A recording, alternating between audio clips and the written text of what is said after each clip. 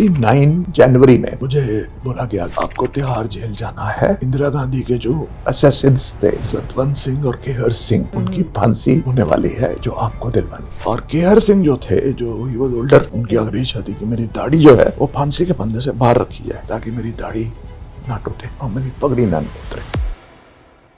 सरकार की करोड़ों की जमीन थी जो कि उन्होंने पेपर के ऊपर गरीबों को दी थी, जिसको झोंपड़पट्टी बोलते हैं, उसमें रहने वाले जो लोग हैं, स्लम्स में रहने वाले, उनके लिए वो जमीन उनके लिए ऑफिशियली अलॉट की थी। और पेपर पे ऐसा दिखाया था कि ये उन्हीं लोगों को दी गई है जमीन। उनको भगा दिया था मार के और वहाँ पे शॉपिंग कॉम्प्लेक्स बना रहे थे। गाँव का जो सरपंच था वही खुद ही करवा रहा था वहाँ पे। मैंने देखा कि ये सब हो रहा है, तो ये तो गाँव सभा की जमीन है, गवर्नमेंट लैंड है, इसके ऊपर ये कंस्ट्रक्शन इतनी बड़ी कैसे हो रही है। तो मैंने उसकी डेमोलिशन का ऑर्डर पास किया और डेट फिक्स की हमने। तो ये लोगों ने लेफ्टिनेंट गवर्नर को प्रेशराइज किया कि आप ये डेमोलिशन रुकवाइए। प्रेशर पूरा होगा चारों तरफ बोला कि एचकेएल भगत ने मुझे बोला है तो ये आप नहीं कर सकते, तुम तो जाओगी, मेरी भी गवर्नरशिप छीन जाएगी अगर तुम ये करोगे तो। उन्होंने डीडीए को बोल दिया, डीडीए ने बुलडोजर ही नहीं भिजवाया। तो हमने लोकल ट्रैक्टर और ट्रॉलीज वहाँ पे रिक्वेजिशन की। रोड पे जो ट्रैक्टर जा रहे थे उनको रोका, उनसे जबरदस्ती करके तोड़वा दिया पूरा। टफ डिसीजंस ले लिए बहुत ज्यादा एंड बोल्ड ऐसे। ऐसा सोचते ही नहीं थे कि टफ है, हमको मजा आता था ये सब करके उसमें। हाँ, मतलब मजा। मुझे याद है 9th का मेरा जो एग्जाम था उसमें मेरे बहुत ही कम मार्क्स आए थे। तो अच्छे से जम के पिताजी ने धुलाई करी और बोला कि अगर तुम्हारे ऐसे ही मार्क्स आते रहेंगे तो तुमको मैं बाहर एक ठेला लगा दूंगा, ठेले में केले बेचना तुम, उसके अलावा कुछ नहीं कर पाओगे। तो मुझे ये बात बहुत चुप गई। उन्होंने बोला तुम वहाँ तो बोलते थे मैं आईएएस बनूंगा और अब ये हालत है तुम्हारी, तो तुमको लगता है ऐसे आईएएस बनते हैं। और एकदम पैराडाइम शिफ्ट हो गया। एक हफ्ते के अंदर मेरी लाइफ तो कंप्लीटली चेंज हो गई। मतलब पूरी ऐसे अगर देखा जाए तो मूवी की स्टोरी लग रही है। Hello, myself Dr. Krupali Chudasma and welcome to Dream Chasers by an IAS officer. And I'm extremely honored to be here today to talk about the life, the struggles and untold stories behind the life of Mr. Vipul Mitra sir. With over 37 years of experience and dedicated services, not only his peers but youngsters are also inspired from you sir. So आज हम उसी के बारे में बात करेंगे, the journey, the struggles and the challenges of an IAS life. So sir, हम शुरुआत करते हैं आपके बचपन से। आपकी स्कूल लाइफ, वो एक्सपीरियंसेस कैसे थे, स्ट्रगल्स क्या थे, उसके बारे में बताइए। देखिए, मैं पंजाब से बिलोंग करता हूँ और मेरे फादर भी सर्विसेज में थे, प्रोविंशियल सिविल सर्विस। जैसे जिस बाद में आईएएस पे आ गए थे तो पीसीएस बोलते हैं वहाँ पे, तो पीसीएस ऑफिसर थे और अलग अलग छोटी छोटी जगहों पे हम लोगों की पोस्टिंग होती थी। और प्रिविलेजेस ऐसे नहीं थे, बिजली भी नहीं आती थी घर में, पानी के लिए भी टैंकर से पानी लाना पड़ता था। और घर छोटे थे लेकिन बहुत बड़ी जमीन उसके साथ हुआ करती थी उस जमाने में। तो प्रिविलेजेस नहीं लेते बहुत, लेकिन बचपन जो था बहुत मस्ती से गुजारा हमने। बहुत मजा करते थे, मस्ती करते थे, खेलते थे। और पेरेंट्स को पता भी नहीं होता था कि आज कौन सा सब्जेक्ट है, क्या पढ़ रहे हैं, कहाँ जा रहे हैं। और हाफ पैंट और छोटी सी शर्ट पहन करके हम लोग गिल्ली डंडा खेलते थे, कंचे खेलते थे और नंगे पैर घूमते थे गर्मी में। तो बहुत मजा करते थे। We were living in small places. So sir, आप जब स्कूल लाइफ में थे तभी से आपने सोच लिया था कि you will be like IAS officer, और आपका कोई ड्रीम दूसरा था या फिर आप पहले से ही ब्राइट स्टूडेंट थे? मतलब क्या है exact what was your plan? बिल्कुल ब्राइट स्टूडेंट नहीं था, आई वाज बिलो एवरेज। और स्कूल में तो सिर्फ मस्ती करते थे, खेलते थे पूरा दिन। और स्कूल टीचर भी पिटाई करते थे, घर पे आके बोलते थे तो घर वाले फिर वापस पिटाई करते थे कि तुमने कुछ गड़बड़ की होगी स्कूल में। तो जमाना अलग था, पेरेंटिंग भी अलग तरह की पेरेंटिंग हुआ करती थी। और हमको ऐसा लगता भी नहीं था। आजकल के बच्चे तो छोटी सी बात पे डिप्रेस्ड हो जाते हैं। उस समय तो पिटाई भी हो जाती थी स्कूल से भी, फिर वापस घर आके दोबारा होती थी। अभी का क्या है कि बच्चों को तो ईच एंड एवरीथिंग में दे वांट देयर कंफर्मेशन कि नहीं ये मेरे साथ तो नहीं हो सकता। तो वो वाला parenting was literally different. Yes. और देखिए, आप उस जमाने में क्या था कि सब कुछ हम लोग खुद ही करते थे। अब जैसे हम लोग रहते थे बठिंडा, एक डिस्ट्रिक्ट है पंजाब का, उस समय बहुत ही बैकवर्ड था। उसका एक सब डिवीजन था जिसको मानसा बोला जाता है। आज वो डिस्ट्रिक्ट बन गया है मानसा। तो मानसा में हम लोग रहते थे और वहाँ पे स्विमिंग सीखने के लिए कैनाल में हम लोग जंप मार करके और भैंस की पूंछ पकड़ के हम लोग स्विमिंग करते थे। आप सोचिए, एज चिल्ड्रन। और कोई पैराफर्नलिया नहीं, कोई फैसिलिटी नहीं। दूसरे बच्चों के साथ खेल रहे हैं, उनके पेरेंट्स क्या करते हैं उसका कोई हम सोचते नहीं थे, कोई स्टेटस की कोई बात फोन नहीं थी। नहीं, कोई फोन record तो नहीं। कोई फोन तो घर पे भी फोन नहीं था, वही और वही। पंखा चल जाए तो भी बड़ी बात थी, क्योंकि बिजली 6-7 घंटे आती थी। Very very very different era. आज सोचते हैं तो बहुत अजीब लगता है। तो ऐसे हम लोग और वर्नाकुलर मीडियम में पढ़ते थे, और ऐसे हम बड़े हुए। और मैंने जो मानसा की बात बताई, जब उनकी पोस्टिंग मेरे फादर की वहाँ पे हुई अमृतसर से मानसा, तो अमृतसर बहुत ही फॉरवर्ड जगह थी और मानसा बहुत बैकवर्ड जगह थी। वहाँ पे जब गए तो एक स्कूल था वहाँ पे, गवर्नमेंट का स्कूल। उसमें सिर्फ 2 रूम्स थे। एक रूम में प्रिंसिपल बैठते थे और एक रूम उस क्लास को दिया जाता था जिस क्लास में एसटीएम का बेटा पढ़ता था। तो अगर अगला एसटीएम आएगा, उसका बेटा 7th में है, तो वो क्लासरूम में बाकी बच्चों को बाहर बिठा देते थे और 7th को वो अलॉट हो जाता था।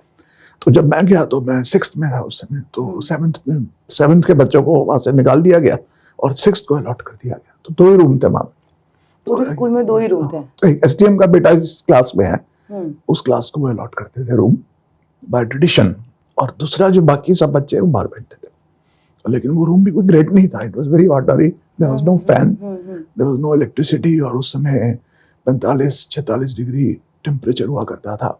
बहुत रेगिस्तान टाइप का एरिया था, कोई ग्रीनरी नहीं थी, और it was very tough time as children. ये कब क्लिक हुआ, like from school to college, या फिर मतलब when it clicked for an IAS journey, pre IAS life? मतलब कोई तो इंस्पिरेशन कुछ तो होगा, कुछ तो स्टोरी होगी उसके पीछे। हमको एक्चुअली बहुत आइडिया ही नहीं था कि क्या इसमें काम होता है। मेरे फादर जो काम करते थे तो वो भी कोई घर में डिस्कशन नहीं हुआ करती थी, हम लोग अपने में मस्त रहते थे। तो एक बार 7th में हमारे स्कूल में चीफ गेस्ट जो थे वो डिस्ट्रिक्ट कलेक्टर, जो मेरे फादर के बॉस थे, वो आए। अच्छा। और मेरे फादर भी वहाँ पे थे और हम बैठे हुए थे ऑडियंस में। 7th में था शायद मैं, 6th या 7th में। तो मैंने सोचा कि ये इतना यंग आदमी जो है ये मेरे फादर का बॉस कैसे है। उनसे छोटा था वो एज में।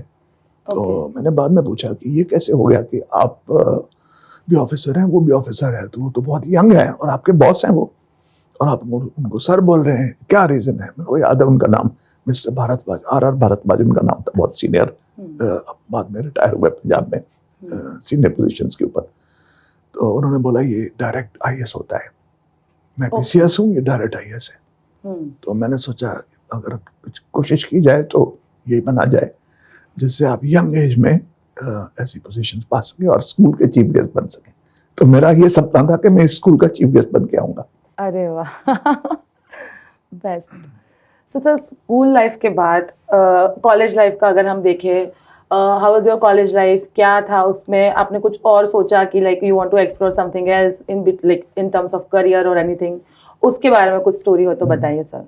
देखिए स्कूल में क्या था, ये जो छोटी जगह में रहते थे मानसा में, तो मेरे फादर को ऐसा लगा कि यहाँ तो ये बिल्कुल ही किसी लायक नहीं रहेंगे बच्चे, तो उन्होंने ट्रांसफर ले ली चंडीगढ़। और वहाँ पे सेक्रेटरीट पोस्टिंग थी, फील्ड पोस्टिंग नहीं थी, फैसिलिटीज भी कम थी, लेकिन चंडीगढ़ में एजुकेशन वाज बेटर। तो एजुकेशन में फिर चंडीगढ़ में आकर के मेरे को डीएवी स्कूल में डाला, जो हिंदी मीडियम स्कूल था, क्योंकि उनको लगता था इंग्लिश मीडियम तुम नहीं कर पाओगे, सीख नहीं पाओगे, अंग्रेजी तुम्हारे लिए बहुत मुश्किल है। और वहाँ डाल दिया 8th 9th में। वहाँ भी मस्ती चालू रही, लेकिन थोड़े वहाँ पहले से बेटर होते गए आहिस्ता आहिस्ता। और मुझे याद है 9th का मेरा जो एग्ज़ाम था, उसमें उस समय बोर्ड नहीं होता था। 9th में अगर आप मार्क्स कम है तो भी 10th में चले जाते थे। उसमें मेरे बहुत ही कम मार्क्स आए थे। अच्छा। और जिसको बोलते हैं मुश्किल से पास मार्क्स, खास करके फिजिक्स केमिस्ट्री में मुझे बिल्कुल समझ नहीं आती थी, साइंस। तो इतने कम मार्क्स आए तो अच्छी सी जम के पिताजी ने धुलाई करी और बोला कि अगर तुम्हारे ऐसे ही मार्क्स आते रहेंगे तो तुमको मैं बाहर एक ठेला लगा दूंगा, ठेले में केले बेचना तुम, उसके अलावा कुछ नहीं कर पाओगे। तो मुझे ये बात बहुत चुभ गई। उन्होंने बोला तुम वहाँ तो बोलते थे मैं आईएएस बनूंगा मानसा में जब थे, और मैं स्कूल पे आऊंगा चीफ गेस्ट बन करके, और अब ये हालत है तुम्हारी, तो तुमको लगता है ऐसे आईएएस बनते हैं? तो मैंने बोला कैसे बनते हैं आईएएस, पढ़ाई में अच्छा होना पड़ता है और तुम हो सकते हो। तो मैंने फिर सोचा कि चलो आज से ये सब बाकी सब मस्ती बंद, और एकदम पैराडाइम शिफ्ट हो गया। मतलब आई एम सो सरप्राइज। इसका मतलब है कि यंगस्टर्स अगर चाहें, जिस दिन वो डिसाइड करें कि अब से हमको शिफ्ट लेना है, तो they can make a U turn. मतलब एक हफ्ते के अंदर मेरी लाइफ तो कम्प्लीटली चेंज हो गई और सारे जो फ्रेंड्स थे जो टाइम वेस्ट करते थे उनको सबको छोड़ दिया। हम फ्रॉम मस्ती मोड टू सीरियस हाँ, मोड और शिफ्टिंग। मैंने पूरी कंपनी चेंज कर ली अपनी। वाह। मतलब जो बिल्कुल मस्ती वाले धमाल करने वाले फ्रेंड्स थे वो मुझे बुलाने भी आते थे तो मैं जाता नहीं था और उनको इग्नोर करता था। रोड पे मिल जाते तो दिखता भी नहीं था। और जो पढ़ाकू बच्चे थे उसके ग्रुप में लाइब्रेरी में जाकर के घुस के कोशिश करता था कि कैसे उनके साथ रहूं। तो कंपनी जो है वो बहुत इंपॉर्टेंट है। अगर आप पैराडाइम शिफ्ट चाहते हैं तो you have to leave behind the past including the past people with whom you wasted your time। तो ये बहुत जरूरी है। तो मैंने उस समय रियलाइज किया और जैसे ही मैंने यू टर्न लिया उसके बाद अच्छे दोस्त, मतलब पढ़ाकू दोस्त, सीरियस फ्रेंड्स बनाए। सिर्फ 3-4 ज्यादा दोस्त नहीं थे और उनके साथ बैठना शुरू किया तो पूरा एक पैराडाइम शिफ्ट हो गया। और उसके बाद मैंने इंग्लिश की, स्पोकन इंग्लिश की क्लासेस शुरू की। मैंने बोला अंग्रेजी बहुत जरूरी जानना, और हिंदी मीडियम में था मैं। और उसके बाद I started learning spoken English, written English. And then college में जब गए तो आगे एजुकेशन सारी इंग्लिश मीडियम में थी। डीएवी कॉलेज में, पंजाब यूनिवर्सिटी में। जब मैं कॉलेज में गया तो it was sudden improvement in my educational levels. और ग्रेजुएशन में I was gold medallist in economics. मतलब इमेजिन, अब 10th में मेरे मार्क्स आए थे 65%, 9th में आए थे 45%, और ग्रेजुएशन में आई वाज गोल्ड मेडलिस्ट। तो मतलब कोई भी इंसान, कोई भी स्टूडेंट सडन चेंज ला सकता है। ये नहीं सोचना चाहिए कि आज अगर आप अच्छे नहीं हैं तो बाद में भी अच्छे नहीं होंगे। तो that was a big shift in the college. And then from college to this IAS. तो कॉलेज में जब थे हम लोग साथ साथ पढ़ाई के साथ मैंने वहाँ ड्रामेटिक क्लब और एक यंग स्पीकर्स एसोसिएशन थी वहाँ पे, जिसमें हम लोग डिबेटिंग करते थे, उसको ज्वाइन किया। और हम ड्रामास करते थे, प्लेस करते थे और कल्चरल इवेंट्स में जाते थे, एक्स्ट्रा एक्टिविटीज करते थे पढ़ाई के साथ साथ। तो कभी भी मैं बहुत ज्यादा किताबी कीड़ा नहीं था। मैं पढ़ता था लेकिन क्रिएटिव तरीके से पढ़ता था। बहुत लंबे समय तक बैठ करके कोई 3 घंटे या 4 घंटे 5 घंटे नहीं पढ़ता था। I think I had that knack for smart study. किस तरह से आप उसके आप पॉइंट्स बनाएं, समराइज करें और किस तरह से उसको प्रेजेंट करें। And I used to have a diversion of my mind to other activities which were also creative, जैसे कि ड्रामा है, प्ले है, डेक्लेमेशंस है, डिबेट्स हैं, कल्चरल इवेंट्स हैं। तो उनमें मैं पार्टिसिपेट करने लगा बहुत ज़्यादा। बाद में कॉलेज में और यूनिवर्सिटी में, फिर मैंने यूनिवर्सिटी में मैनेजमेंट कोर्स ज्वाइन किया पोस्ट ग्रेजुएशन में। उसमें again I was the gold medallist throughout. Sir, तो ये सिविल सर्विसेज की एग्जाम्स के लिए आपने कैसे प्रिपरेशन करी, like after the college how was the journey, उसके बारे में बताइए। देखिए, उससे पहले जो मैं बात कर रहा था कि एक क्लैरिटी ऑफ मिशन जो है, गोल है, वो आने में समय लगता है। और आजकल तो बच्चों को बहुत सारे अल्टरनेटिव्स हैं। तो जब आप ग्रेजुएशन कर रहे होते हैं, कॉलेज में होते हैं, उस समय ऐसा लगता है कि मैं और बहुत कुछ बन सकता हूँ। तो आपके ड्रीम में और आपके एस्पिरेशंस में और आपके गोल में फर्क है। ड्रीम का मतलब ये नहीं है कि दिमाग में जो भी फितूर आए उसको फॉलो करना है। अब मैंने ये फिल्म देखी थी 3 इडियट्स, और उसमें एक लड़का बोलता है मुझे फोटोग्राफर बनना है, फोटोग्राफर बनने में चला जाता है। दूसरा बोलता है मैं लद्दाख में रह करके साइंटिस्ट बनूंगा, पता नहीं कैसे उसको इतने सारे अवार्ड मिल जाते हैं। तो इस तरह की जो चीज़ें हैं ना, थोड़ी सी मिसलीडिंग है, मैं ये मानता हूँ, क्योंकि क्लैरिटी लाना बहुत ज़रूरी है। और आजकल भी बच्चे ग्रो कर रहे होते हैं। जब हमारे भी जब बच्चे बड़े हो रहे थे तो जब 7th में होते थे किसी को पायलट बनना है, जब 8th में होते थे किसी को एक्टर बनना होता था, जब 10th में होते तो फिल्म डायरेक्टर बनना होता था। तो ये जो गोल्स और ड्रीम्स है नहीं, चेंज होते रहते हैं, इंटरेस्ट चेंज होते रहते हैं। लेकिन उसको जो है ना, आपको एक प्रैक्टिकलिटी के ऊपर परखना बहुत जरूरी है।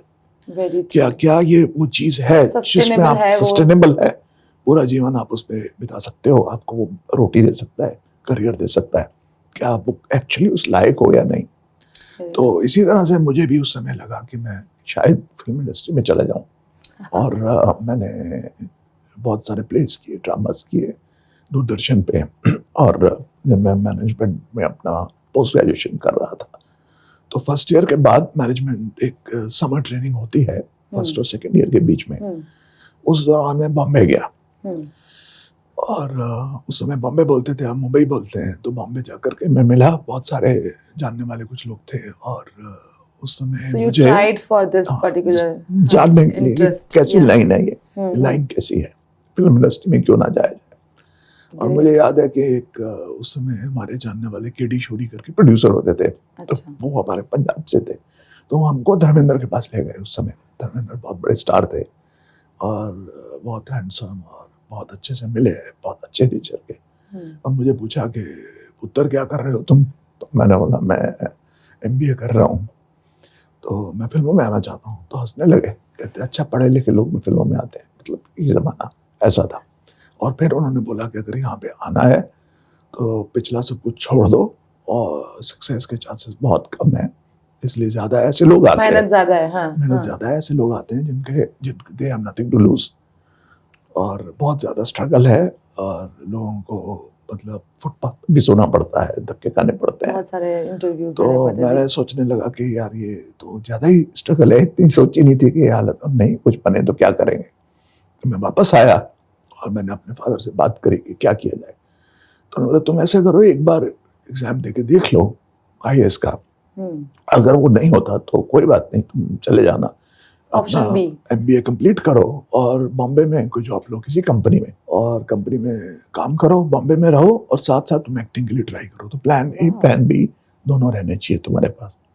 तो मैंने बोला ठीक है। तो उस समय मैंने जब सोचा तो प्रीलिम्स में सिर्फ 1 महीना रह गया था, तो मैंने बोला अब तो प्रीलिम्स के फॉर्म भरने की डेट चली गई है। तो उन्होंने बोला नहीं, तुम्हारा फॉर्म मैंने भर के भिजवा दिया पहले से। वाह।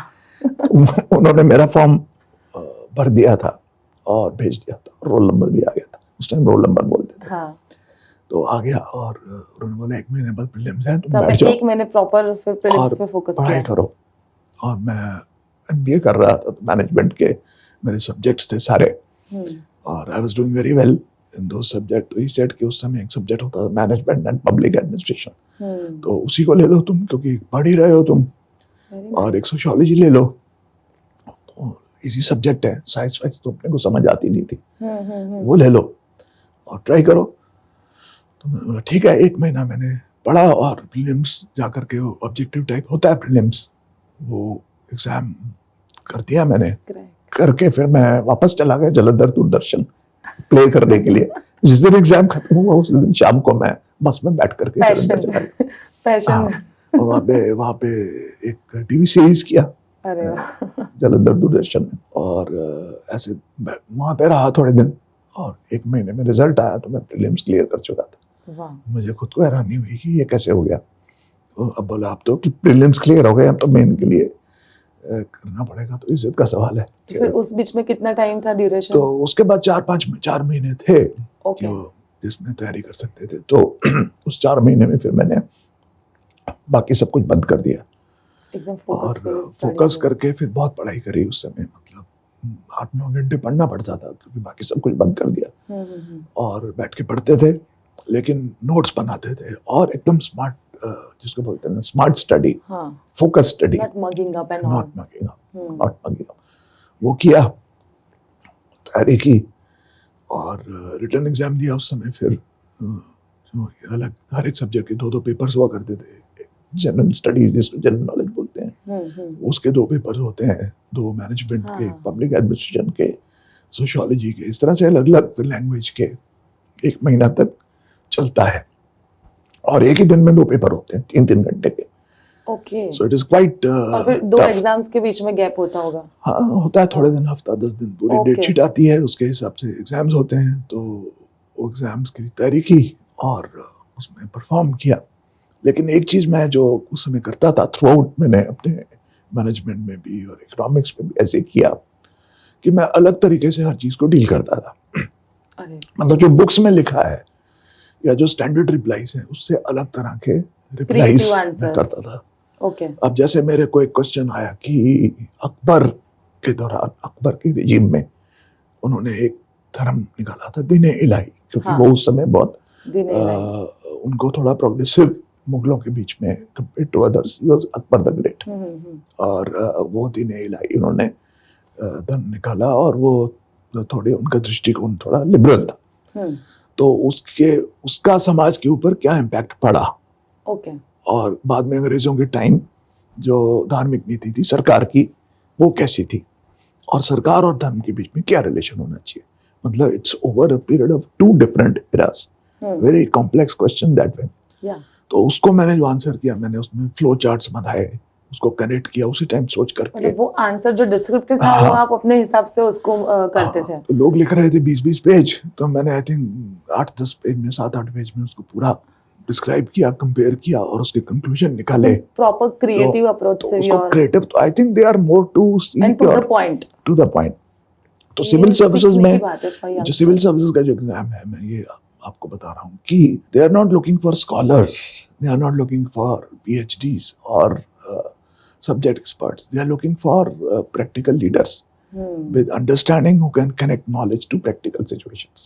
तो ये आप हमेशा याद रखिए कि जितने आप लाइफ में प्रैक्टिकल सिचुएशन के साथ नॉलेज को रिलेट कर पाएंगे तो आप ज़्यादा सक्सेसफुल होंगे. True. And then also that will be helping you to crack the exam as well. हाँ, तो यही मैंने किया एग्जाम, और अलग तरह से मैंने आंसर्स, इस तरह से सभी सब्जेक्ट के आंसर्स अलग तरीके से मैंने हर एक क्वेश्चन के मैंने किया. यस. और मुझे याद है इंटरव्यू बोर्ड था, बहुत ही प्रेस्टिजियस लोग थे उसके अंदर. इंटरव्यू में. तो उसके बाद मैं सेलेक्ट हो गया, मेन में मतलब रिटर्न में पास हो गया. तो इंटरव्यू कॉल आ गई. उसके बाद मेरे को फिर आश्चर्य हुआ कि अरे ये कैसे हो गया.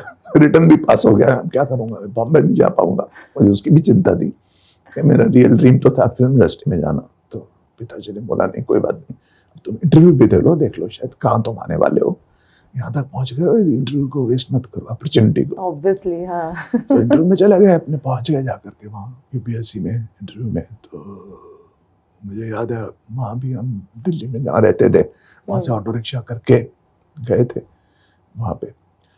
और इंटरव्यू बोर्ड में मुझसे अलग अलग सवाल पूछे उन्होंने, नॉलेज बेस्ड कुछ पूछा. तो कुछ आते थे, जो नहीं आते थे मैं बोल देता था कि आता नहीं है. जो आपको नहीं आता आप ब्लफ मत करिए, बता दीजिए, क्योंकि everybody is not supposed to know everything. फिर उन्होंने, चेयरमैन साहब ने ये पूछा इंटरव्यू बोर्ड में कि तुम तो एक्टर बनना चाहते थे, ऐसा तुमने लिखा है अपने उसके अंदर, हॉबीज के अंदर एक्टिंग लिखा है. अच्छा. तो एक्टिंग और ब्यूरोक्रेसी तो बहुत अलग चीज़ है. तो मैंने बोला सर देखिए, एक्टिंग जो है वो हर फील्ड में इम्पोर्टेंट है. हम किसी भी रोल में जब होते हैं तो उस चीज़ को एनेक्ट कर रहे होते हैं. जैसे आप यहाँ बैठे हैं as chairman of the UPSC interview board, तो आप एक फसाड, एक मुखौटा आप चेयरमैन का लगा करके यहाँ बैठे हैं, और जो आप मेरे से क्वेश्चन पूछ रहे हैं, you are across the table, you are asking me something from a position of authority, और आप वही चीज़ें मेरे से पूछ रहे हैं जो आपको आती है शायद, लेकिन सब कुछ सबको नहीं आता. और किसी भी सिचुएशन में you have to act out your role. तो जैसे हम रोल, एक्टिंग में भी हम रोल प्ले करते हैं उस समय, और उसकी हम एक्टिंग करते हैं. ब्यूरोक्रेसी में भी आपको जिस पोस्ट पे रखा जाता है, आप उस पोस्ट की एक्सपेक्टेशंस के हिसाब से पब्लिक के सामने, पॉलिटिशियंस के सामने, लोगों के सामने एक रोल प्ले करते हैं. रियलिटी में आप शायद ऐसे हो ना हो. घर में बच्चों के साथ वेकेशन पे आप अलग हो सकते हैं, लेकिन आप ऑफिस में एक रोल प्ले करते हैं. जैसे आप इस समय UPSC के इंटरव्यू बोर्ड के चेयरमैन का रोल प्ले कर रहे हैं. तो ये मैंने बोला तो सब बहुत हंसने लगे. आंसर मतलब life, every aspect of life we are acting. हंसने लगे. दे वर वेरी सरप्राइज कि 22 साल का लड़का ये सब बोल रहा है. बहुत एमिनेंट लोग थे, कोई लेफ्टिनेंट जनरल थे, एक RBI के रिटायर्ड गवर्नर थे. इट्स वेरी थॉटफुल, लाइक इस टाइप का आंसर उन्होंने एक्सपेक्ट ही नहीं किया होगा. सो दे सेड कि you are don't you think you are overconfident. I'm just confident, not over. So I got very high marks in interview, you know, and then I was pretty high in the merit. उसके बाद result आ गया. मैं सोच रहा था ठीक है, उस समय IPS तो मिल ही जाएगा. मैंने वापस आके पिताजी को बोला कि इंटरव्यू अच्छी हो गई, टोपी तो लग जाएगी, तो यूनिफॉर्म मिल जाएगी. लेकिन IAS में वो भी बहुत ऊपर अच्छे रैंक से सिलेक्ट हो गए. तो जब आए तो मतलब this journey was not as tough जैसे आप अभी फिल्म आई थी 12th फेल, राइट.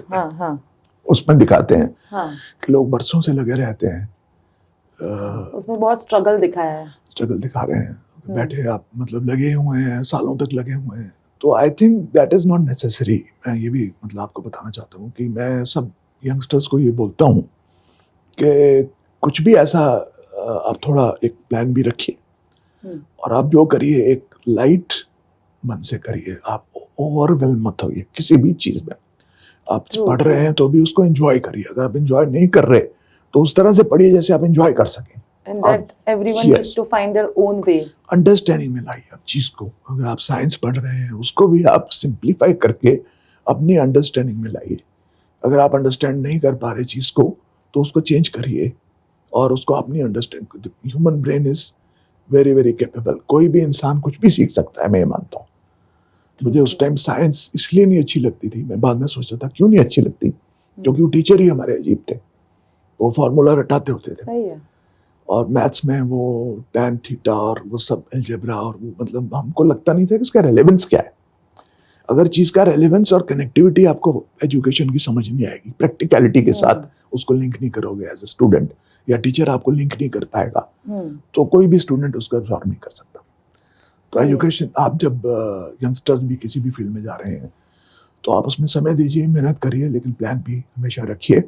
और इतना ज़्यादा भी उसमें अपने आप को दुख देने की जरूरत नहीं है कि 8-10 साल आप या 5-6 साल आप IAS का एग्जाम ही देते जा रहे हैं। It's not required. ये चीज़ के पीछे मत पड़ जाओ। आप 1-2 चांस 3 चांस दे दीजिए और नहीं हो रहा तो आप कुछ और करिए लाइफ में। कोई यही थोड़ी एक चीज़ है। With the practical approach. Yes, तो ये होना चाहिए। सर, तो from pre IAS to now as an IAS, आपकी फर्स्ट पोस्टिंग कहाँ पे हुई थी एंड वो एक्सपीरियंस कैसा था? देखिए, IAS में सेलेक्ट होने के बाद हमारी अकेडमी है मसूरी में, Lal Bahadur Shastri Academy of National Academy of administration.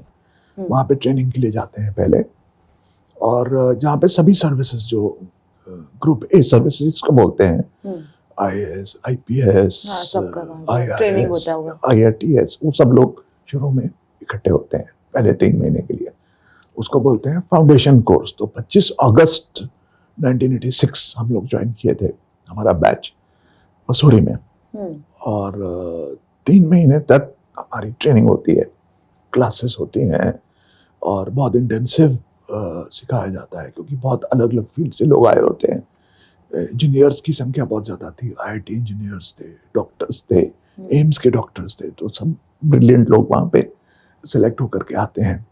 तो उनको एक ट्रेनिंग में ढालना ये बहुत इम्पोर्टेंट रोल है अकेडमी का, और उनको एडमिनिस्ट्रेशन के लिए ट्रेन करना।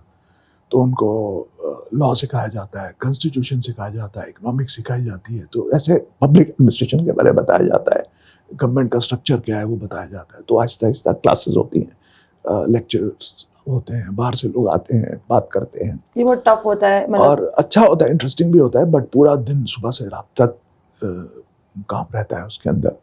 शाम को हॉर्स राइडिंग भी सिखाते थे, शूटिंग भी सिखाते थे। तो मतलब अलग अलग कार्डर्स भी लोग जाते हैं। उस समय तो ऐसे एरियाज भी थे जिसमें रोड्स भी नहीं हुआ करती थी, तो लोगों को तैयार किया जाता है उसमें 3 महीने तक। उसके बाद में उसके दौरान हम लोगों को अटैचमेंट के लिए भेजते हैं। जैसे आर्मी अटैचमेंट में भेजा मुझे, मैं नाथुला पास किया, 21 दिन आर्मी के साथ रहा। और 31 दिसंबर मुझे याद है 1986, और 31 दिसंबर न्यू ईयर्स, एकदम कड़क। पे तो ठंड होगी ना, बहुत जबरदस्त, -20 डिग्री टेम्परेचर था उस समय। नाथुला पास एकदम सिक्किम से ऊपर है। हम लोग वहाँ रहे जाकर के 21 दिन आर्मी के साथ। तो आर्मी के बारे में, इंडियन आर्मी की क्या फॉर्मेशंस हैं, माउंटेन डिवीजन के साथ उनको अटैच किया गया, क्योंकि सिविल और मिलिट्री का बहुत सारा इंटरेक्शन रहता है बाद में फ्यूचर में। तो उनके प्रति भी हम लोगों को नॉलेज देते हैं, आर्मी अटैचमेंट भी करते हैं। उसके बाद ट्राइबल अटैचमेंट होती है, तो ट्राइबल एरिया में भेजते हैं हमको। तो जैसे उड़ीसा में ट्राइबल एरिया था एक बहुत बैकवर्ड, वहाँ पे मैं गया। छोटे ग्रुप में हमको भेजा गया, और पहले ट्रेन से गए, उसके बाद जीप से गए, फिर जीप छोड़ करके 4 घंटे चल के गए जंगल के अंदर, और वहाँ पे जा करके हम 10 दिन रुके एक ट्राइबल हट में। एकदम बहुत ही प्रिमिटिव ट्राइब था, डोंगरियाज करके ट्राइब बोलते हैं उस समय। बिना कपड़ों के लोग रहते थे उस जमाने में, ट्राइबल्स। उनके बीच में हम जा करके रहे, और उनकी प्रॉब्लम्स कैसे, ट्राइबल्स को कैसे डील करना है, उसके साथ आपको फैमिलियराइज कराते हैं। उसके बाद पब्लिक सेक्टर अटैचमेंट होती थी हमारी, जैसे बोकारो स्टील प्लांट में हमको अटैच किया गया कि इंडिया का पब्लिक सेक्टर कैसे चलता है। तो ऐसे अलग अलग अटैचमेंट्स होती हैं, हमको पूरा भारत दर्शन होता है, पूरे इंडिया में घुमाते हैं अलग अलग राज्यों में। तो ये ट्रेनिंग जब कंप्लीट होती है उसके बाद में दिल्ली में सब लोग मिलते हैं वापस, और उसके बाद में फिर फेज 1 होता है, उसके बाद उसका एग्जाम होता है, और फिर डिस्ट्रिक्ट ट्रेनिंग में भेज देते हैं सबको। अलग जो कार्डर अलॉट हो जाता है बीच में, हर एक ऑफिसर को, IAS ऑफिसर को कार्डर मिलता है। ओके, डिस्ट्रिक्ट ट्रेनिंग में मतलब डिस्ट्रिक्ट ट्रेनिंग कार्डर मिलने के बाद होती है। तो कार्डर मिलता है मतलब उस स्टेट में आपको काम करना है ज़्यादा समय। तो बाकी सर्विसेज हैं, ऑल इंडिया सर्विसेज, वो अपनी अपनी अकेडमी में चली जाती हैं फाउंडेशन कोर्स के बाद। तो फाउंडेशन कोर्स जैसे दिसंबर में ख़त्म हो गया, तो दिसंबर ऑनवर्ड्स जो IPS वाले थे वो हैदराबाद चले जाते हैं, IRS वाले जो हैं वो, उनकी अकेडमी नागपुर में है, कस्टम्स की दिल्ली में है, फॉरेन सर्विस वाले भी दिल्ली में चले जाते हैं, सिर्फ IAS वाले वहाँ पे रह जाते हैं। तो उस समय रूममेट चला गया तो बहुत अच्छा लगा कि अब रूम पूरा अपने को मिल गया है। तो पूरी अकेडमी खाली हो गई। फिर उसके लिए IAS स्पेसिफिक ट्रेनिंग होती है, और भारत दर्शन के बाद फिर वापस आके टेस्ट एग्जाम होता है, और उसके बाद उस दौरान कार्डर मिल जाता है आपका। और उस कार्डर की जो लैंग्वेज है, जैसे मेरे को गुजरात कार्डर मिला, तो मैं तो चंडीगढ़ से थे, तो गुजराती लैंग्वेज भी वहीं पढ़ानी शुरू कर देते हैं अकेडमी में। किसी को आप देखिए, South Indian languages are so different. अब सोचिए कि हरियाणा के लड़के को अगर तमिलनाडु मिला है तो वो तमिलनाडु में जाएगा, उससे पहले उसको लैंग्वेज सीखनी पड़ेगी और लैंग्वेज का एग्जाम पास करना पड़ेगा, और उसके लिए बहुत मेहनत लगती है। लैंग्वेज सिखाते हैं, उसके बाद में आपको स्टेट में भेज देते हैं, और स्टेट में एक डिस्ट्रिक्ट मिलता है आपको।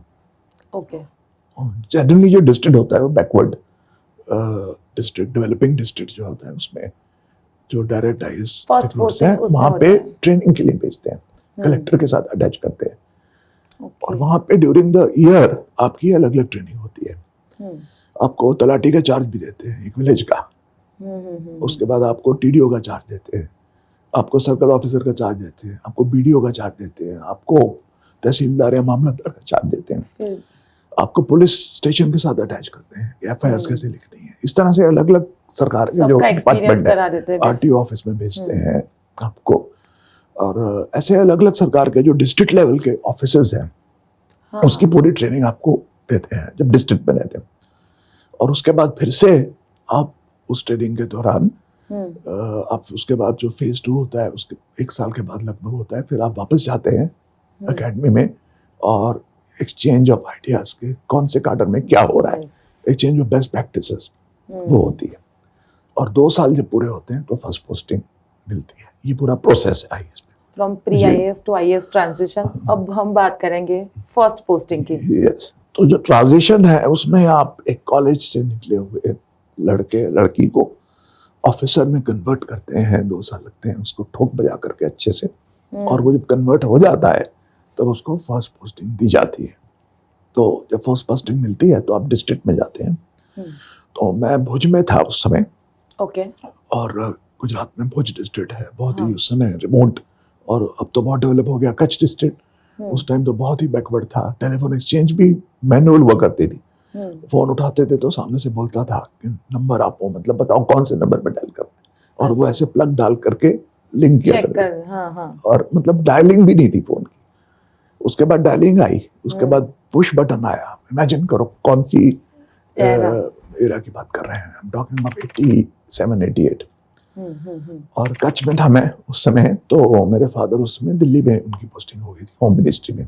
अच्छा, तो होम मिनिस्टर थे उस समय बूटा सिंह जी, उनके साथ वो बिहार, झारखंड उस समय नहीं था, तो बिहार में नक्सलेट एरिया में वो लोग हेलीकॉप्टर में गए। 2 हेलीकॉप्टर्स थे, और बिहार के CM उस टाइम बिंदेश्वरी दुबे करके होते थे वो, और बूटा सिंह जी एक हेलीकॉप्टर में थे, और पिछले हेलीकॉप्टर में मेरे फादर थे, और NSG के उस समय बहुत सीनियर एडिशनल डायरेक्टर थे, और दूसरे ऑफिसर्स स्टेट के 1-2 लोग थे।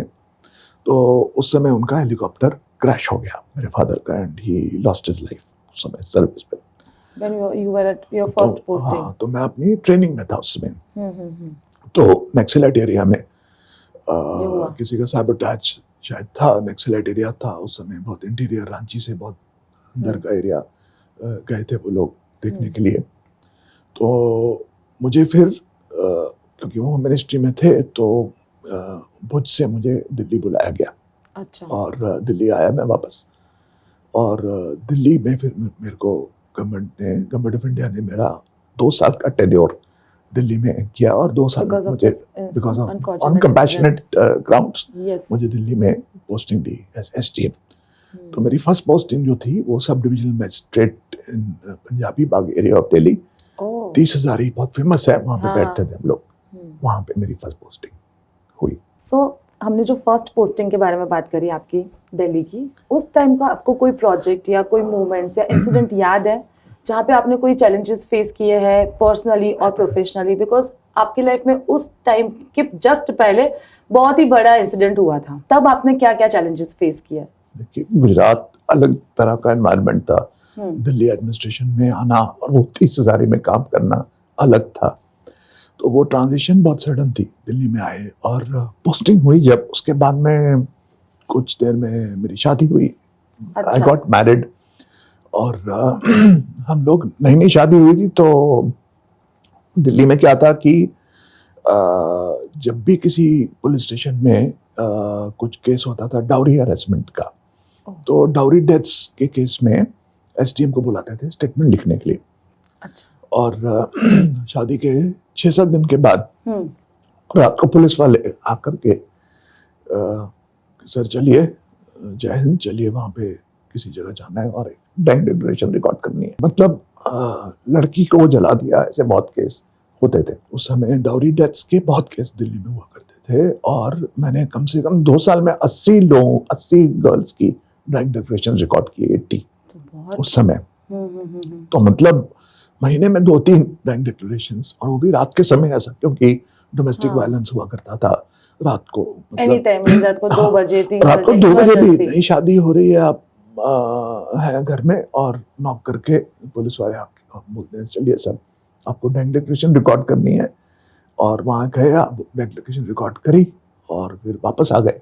और ऐसे ऐसे केसेस होते थे जो उस उम्र में आप देखिए, मतलब 70% बर्न, 80% बर्न्स, मतलब कई केस में तो उसके हाथ ही चल जाते थे, उसके पैर का अंगूठा लगाते थे बैंक डिक्लेरेशन में। इतनी बुरी चली परिस्थिति में हॉस्पिटल्स में लड़कियां होती थी, उनकी बैंक डिक्लेरेशन रिकॉर्ड करते थे रात को, पूरी रात बैठ करके। और ये कैसे रिकॉर्ड करनी होती है? ये पूरे लिखते हैं अपने हाथ से, और जो वो बोलती है वो लड़की बताती है, बाकी सबको बाहर भेज देते हैं, क्योंकि पुलिस को जो भी बयान दिया जाता है उसकी evidence it is not admissible in the court. तो magistrate has to record it. तो पुलिस ऑफिसर भी रिकॉर्ड कर सकता है कि मेरे हस्बैंड ने मेरे को जला दिया, या सास ने मुझे तंग किया इसलिए मैं खुद जल गई, ऐसे।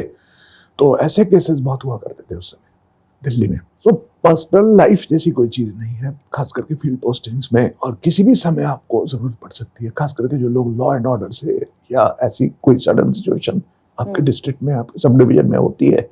ये चीज हमको सीखने को मिली दिल्ली में। सर मतलब अगर फॉर एग्जांपल आपका फर्स्ट पोस्टिंग देखे, तो अगर दिल्ली में, पूरे दिल्ली में कहीं पे भी ये इंसिडेंट हो रहा है तो आपको ही जाके वो रिकॉर्डिंग करवाना, मतलब आपके अंडर आता है? दिल्ली में 6 SDM थे उस समय, तो पूरा इतना बड़ा दिल्ली है, और सिर्फ 6 SDM उस समय हुआ करते थे। और अगर कोई दूसरा SDM छुट्टी पे है तो उसके एरिया में भी आपको जाना पड़ता था कवर करने। अच्छा। तो this was a big shock in a way कि हमारी सोसाइटी में, देश के कैपिटल में ये हालत है महिलाओं की, उस जमाने की बात कर रहा हूँ मैं। तो ये हम आंखों से देखते थे। And then as an emotions अगर हम देखने जाए तो newly married and then cut to this dying declarations and everything, और वो भी रात को 2-3-4 बजे, तो जो इमोशंस ऑफ ओवरवेलमिंग वाला पूरा सिचुएशन देखा जाए तो it's very disturbing for you as well, very disturbing for me, for my wife. मेरी मदर में हमारे पे रहती थी साथ में, उस समय मेरे छोटे भाई थे, तो सबको लगता था ये क्या, रात को कभी 1 बजे ले जाते हैं बुलाने के लिए लिख के, और वापस आता था तो दिमाग में वही उसकी शक्ल रहती थी कि वो जली हुई लड़की बेचारी। तो ये बहुत एक शुरू में आपको हार्डन करते हैं एक्सपीरियंस स्लोली, लेकिन वो 8-10 बार आप करोगे तो उसके बाद it becomes like a routine. हाँ। दूसरा इंसिडेंट मैं आपको बताता हूँ कि आप मतलब मेरी सिर्फ मुश्किल से 3 साल की, और 89 जनवरी में मुझे बोला गया कि आपको तिहाड़ जेल जाना है हम्म ड्यूटी पे, और कल सुबह हम्म इंदिरा गांधी के जो असैसिन्स थे हम्म सतवंत सिंह और केहर सिंह, उनकी हम्म। फांसी होने वाली है जो आपको दिलवानी है। ओह अब सोचिए, I was 24 years old, oh 24-25 years old, हम्म। 25 साल का रहूंगा मैं, और मुझे उस समय ड्यूटी पे लगाया ऑर्डर गया लगा दिया। कि आपको जाना हाँ। है, और कल सुबह ये दो इतने बड़े प्राइम मिनिस्टर के असैसिन्स, आप इमेजिन करिए, इंदिरा गांधी को जिन्होंने गोली मारी थी, वो सतवंत सिंह और केहर सिंह, वो एक्सट्रीमिस्ट्स उस समय थे। आप तिहाड़ जाइए और उनकी फांसी का पंजाब जेल मैनुअल होता है, उसके हिसाब से फांसी के समय भी STM has to conduct the process, क्योंकि बाकी सब पुलिस वाले रहते हैं।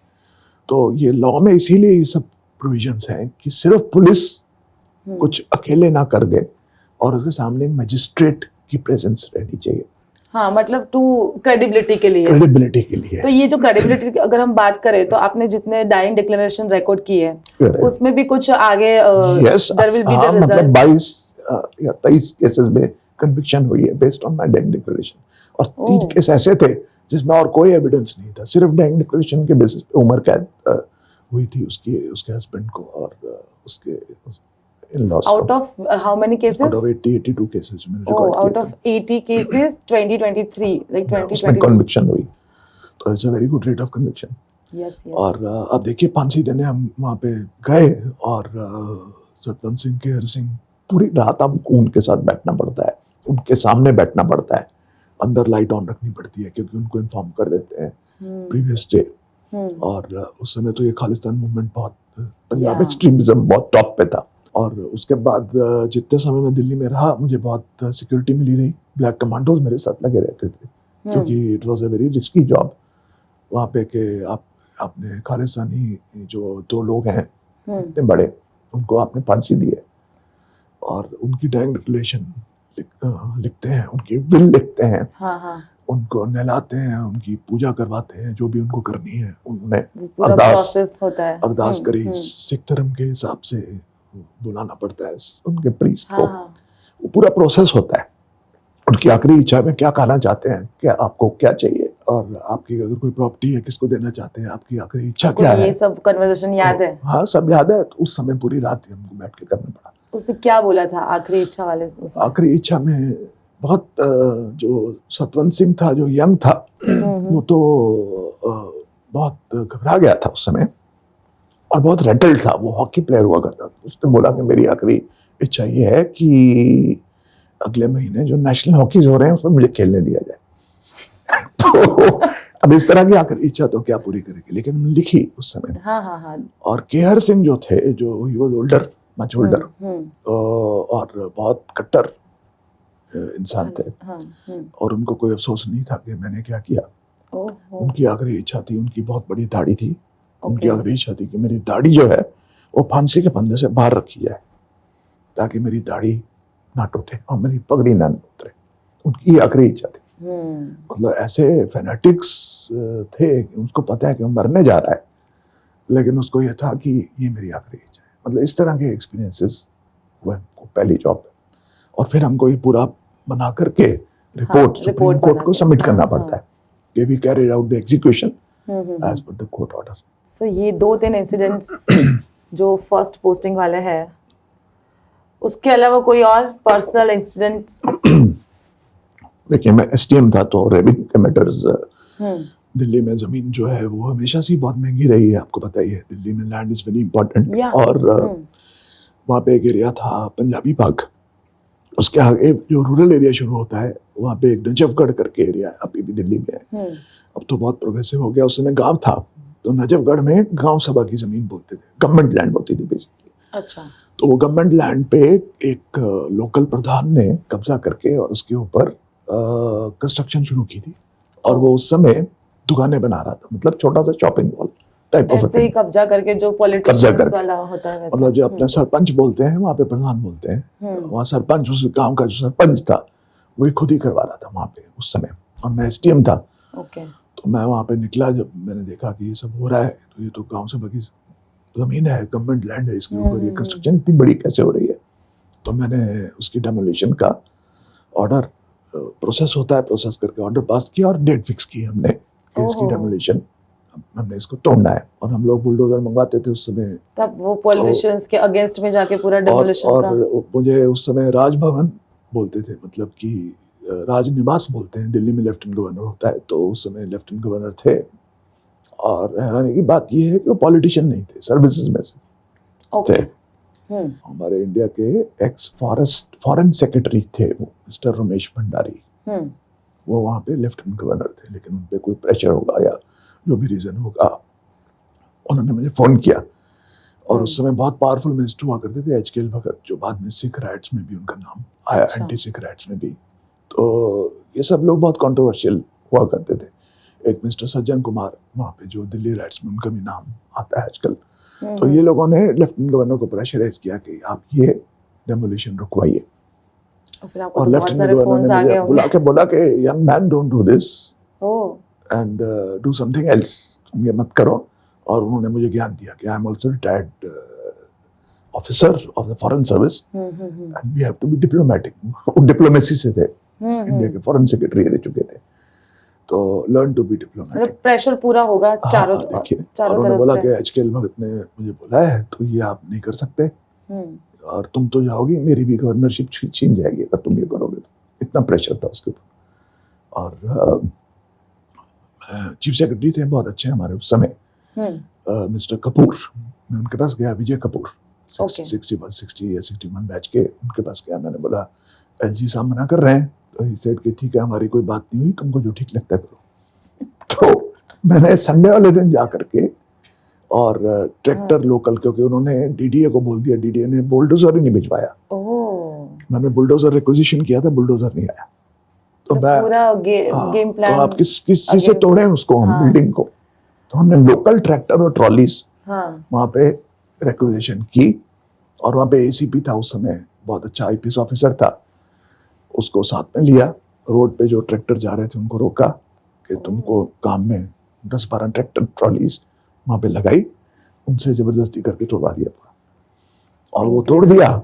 और उस समय मैंने अप्लाई किया था कार्डर चेंज के लिए, क्योंकि मैं 2 साल से दिल्ली में काम कर रहा था।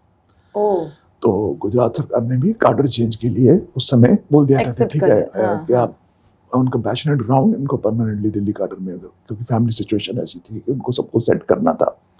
और मैंने बोला, उस समय डिमांड किया था। तो वो पूरी मेरा फाइल चल रही थी बहुत एडवांस स्टेज में।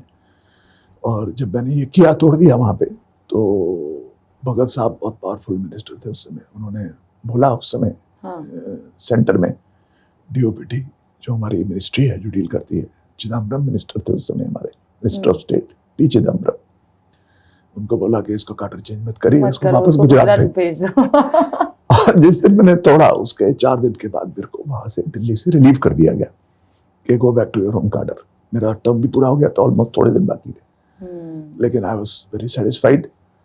और मैं आश्रम एक्सप्रेस ट्रेन चला करती थी, उसमें बैठ के not like there were pressure था, बट आपने उसको अपने तरीके से डील किया। यस। तो मतलब मुझे इस तरह के सीनियर्स भी मिलते हैं जो आपको सपोर्ट करते हैं, सब तरह की सपोर्ट भी करते हैं। और ऐसे भी मिलते हैं जो आपको बोलते हैं कि डिप्लोमेसी सीखो और थोड़ा समझदारी से काम लो, और इसको ये सब मत करो। तो ये सब चीजें जो है इनिशियल ईयर्स में, बोल्ड डिसीजन लेने में लाइक उस रास्ते पे फिर हमारे ऊपर होता है कि हमारे में कितना गट्स है। तो वो आप एक रास्ता तैयार कर लेते हैं, अपना लेते हैं कि आपको कौन से रास्ते में जाना है, करियर। तो सब प्रकार के ऑफिसर्स है, कुछ ज्यादा डिप्लोमेटिक कलेक्टर बन ही गए तो फिर गट्स नहीं यूज करेंगे तो फिर क्या फायदा। नहीं, मतलब जो आप सरकार की करोड़ों की जमीन थी जो कि उन्होंने पेपर के ऊपर गरीबों को दी थी, जो हाउसलेस लोग होते हैं, होमलेस होते हैं, जो कि झोंपड़ी में, जिसको झोंपड़पट्टी बोलते हैं, उसमें रहने वाले जो लोग हैं, स्लम्स में रहने वाले, उनके लिए ऑफिशियली अलॉट की थी। और पेपर पे ऐसा दिखाया था कि ये उन्हीं लोगों को दी गई है जमीन, और उनसे लिखवा ली थी पावर ऑफ अटॉर्नीज। उनको भगा दिया था मार के कि तुम जाओ, कुछ थोड़े पैसे दे करके, और वहाँ पे शॉपिंग कॉम्प्लेक्स बना रहे थे। तो यही तो और मैंने इंश्योर किया कि उनको वापस कब्जा दिलवाया जाए। हमने वो सब हटाया, तोड़ा, और वो मेरा एसीपी दोस्त था, तो उसने पुलिस केस भी कर दिया सरपंच के ऊपर। सरपंच को उसकी पोस्ट से भी हटा दिया। ये सब हमने 2 दिन में किया, क्योंकि एसडीएम के पास पावर थी। तो उसको पद भ्रष्ट भी किया हमने, उसको पद से हटा दिया, सरपंच भी नहीं रहा वो, और उसका कब्जा वापस लिया, डेमोलिशन किया। और वो जो गरीब लोग थे झोंपड़पट्टी में, जिनको ओरिजिनल अलॉटीज थे, उनको वापस पोजीशन दिलवाया। उसके 4 दिन के बाद मैं वापस आ गया Gujarat. Great great great, all this challenges and stories और सब, और वो भी फर्स्ट पोस्टिंग में, मतलब like heads of. Yes, I was 26 only that time. मतलब टफ डिसीजंस ले लिए बहुत ज्यादा, एंड आई बोल्ड थिंक ऐसा सोचते ही नहीं थे कि टफ है, हमको मजा आता था ये सब करके उसमें। हाँ, मतलब मजा। हमारा एसीपी भी हमारा यंग एसीपी था, हमारा दोस्त था, तो एज यंगस्टर्स वो भी 27-28 साल का था। मतलब they were playing with your minds and with your strategies, but then you are also capable enough to give it back. और वो जो ट्रैक्टर लोगों के हमने इकट्ठे किए थे, वो भी बहुत खुश थे, क्योंकि 2-3 ट्रैक्टर वाले जो थे, वो उनमें से भी अलॉटी मिल गए हमको। झोपड़पट्टी में रहने वाला ट्रैक्टर ड्राइवर, झोपड़पट्टी में रहते थे, वो बोलता कि हम तोड़ेंगे, कोई बात नहीं, हमारे प्रधान ने, सरपंच ने किया है, तो दे वर वेरी हैप्पी, तो पीपल वर वेरी हैप्पी। और मेरे को बहुत बड़ा फेयरवेल दिया उन लोगों ने। जब मैं आ रहा था गुजरात, मेरे को रेलवे स्टेशन तक छोड़ने आए थे। सही है। नजफगढ़ के वो जो गांव के लोग थे, दे ऑल केम टू। मतलब पूरी ऐसे अगर देखा जाए तो मूवी की स्टोरी लग रही है, क्योंकि एक के बाद एक टफ डिसीजन, 2 सेंट्रल मिनिस्टर्स, एक लेफ्टिनेंट गवर्नर, या और मैं एक 26 साल का amount of SDM pressure at the lowest level. लेकिन प्रेशर महसूस नहीं हुआ, क्योंकि आईएएस में क्या है कि कॉन्स्टिट्यूशन प्रोटेक्शन है, आपको ज्यादा कुछ कर नहीं सकते ट्रांसफर पोस्टिंग के सिवाय। तो वो हमको एकेडमी में सिखा देते हैं। ज्यादा से ज्यादा क्या होगा, ट्रांसफर हो जाएगा, ट्रांसफर हो जाएगी, तो उससे कोई फर्क ज्यादा पड़ता नहीं है, खास करके उस उम्र में, क्योंकि कुछ बच्चे भी आपके कोई स्कूल जाने वाले बच्चे नहीं होते, आप ये होते हैं कहीं भी भेज दो, सरकार भेज दे, वहाँ जाके रह सकते हैं, तो कोई दिक्कत नहीं होती। फैमिली की इतनी रिस्पॉन्सिबिलिटीज नहीं होती बच्चों की, बच्चे होते ही नहीं उस समय। तो बाद में हुए, तो बहुत मजा आया इनिशियल ईयर्स में। सो हमने दिल्ली के बारे में तो बात करी कि दिल्ली के थ्रू आउट 3 इयर्स आपके लिए like lot of challenges and in terms of personal experiences भी बहुत चैलेंजिंग रहा और बहुत इंटरेस्टिंग भी रहा, क्योंकि आपने बहुत सारे टफ डिसीजंस भी लिए। Now coming back to Gujarat, right? तो दिल्ली से गुजरात का जर्नी के बारे में हमको बताएं स्पेशली, और गुजरात के जो इनिशियल फ्यू पोस्टिंग्स थे उसके एक्सपीरियंस के बारे में आप हमको बताएं।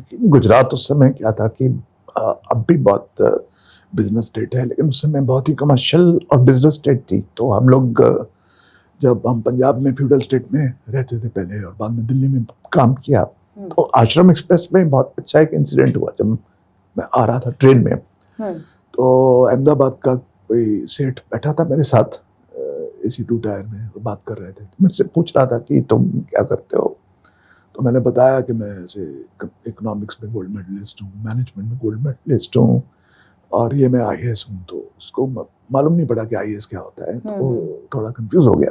फिर से कुछ तो उसने बोला कि आप कहाँ जा रहे हो, तो मैंने बोला मैं गुजरात जा रहा हूँ, मेरी पोस्टिंग गुजरात में हुई है, अहमदाबाद में जा रहा हूँ अभी, गांधीनगर में, फिर देखेंगे आगे पोस्टिंग क्या मिलती है।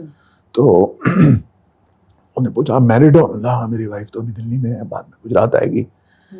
तो उसने बोला कि वो तो ठीक है, मेरा ऑफिस खोल रहा हूँ मैं दिल्ली में, ये सब तुम इतनी कम पगार में काम करते हो, तो उससे तो बेटर है कि सैलरी भी पूछी थी, तुम अपने वतन में ही रहो और मेरे साथ काम करो। तो मेरे साथ काम करो और मैं तुमको उससे डबल सैलरी दूंगा, दिल्ली में पोस्टिंग तुमको दे दूंगा, अपने वतन में रहो आराम से। तो ये जो कॉन्सेप्ट है, वतन मतलब आपके होम टाउन में रहना, ये बहुत प्रोमिनेंट उस समय गुजरात में था कि आप अपने वतन छोड़ के क्यों आ रहे हो। Business mentality, yes. तो फिर मैंने बोला कि नहीं, ऐसा नहीं है, हम लोग बाद में कलेक्टर बनते हैं, डिस्ट्रिक्ट कलेक्टर। तो फिर उसको समझ आएगी, अच्छा वो डिस्ट्रिक्ट कलेक्टर बनते हैं, वो आप लोग ही होते हो। तो अच्छा। हाँ, तो उस समय एक माइंडसेट ऐसा था गुजरात में कि कलेक्टर को लोग जानते थे और उसके अलावा किसी को जानते नहीं थे, बाकी मिनिस्टर्स, CM उनको तो जानते ही थे। तो बिजनेस स्टेट थी पूरी। तो वो एक डिफरेंस जो हमको लगा, coming from feudal north India to the business state of Gujarat, जहाँ पे लोग जो थे वो आपसे बहुत फ्रैंकली बात करते थे। यहाँ पे जी हजूरी नहीं थी, और आप कुछ भी अगर कर रहे हैं तो आपको आपके फेस पे बोल सकते थे कि भी अगर आप ऐसे कर रहे हो तो मेरा ये राइट है, मेरा ये लीगल राइट है, और मैं टैक्स पेयर हूँ, और आप गवर्नमेंट सर्वेंट हैं, तो वैसा एक फीलिंग यहाँ पे था, अभी भी है, which is a good thing in a democracy. जो भी आप डेवलप्ड स्टेट की तरफ जाएंगे तो लोग ज़्यादा अवेयर होंगे, बहुत ज़्यादा अपने राइट्स के बारे में लोग अवेयर हैं यहाँ पे। Yes. तो वो एक डिफरेंस मुझे यहाँ पे गुजरात में मिला। मतलब वहाँ के लोगों में और यहाँ के लोगों में ये फर्क था। तो पूरा माइंडसेट अपने को चेंज करना पड़ता है, उसके हिसाब से आपकी एडमिनिस्ट्रेटिव स्टाइल, वर्किंग स्टाइल पूरी उसके हिसाब से to deal with the situation. To deal with the situation, people here who are so different from people in Punjab or in Delhi, and more aware of their rights and more demanding that you do your duty towards them. And no जी हजूरी, आपको अपने सिर पे नहीं बिठाते।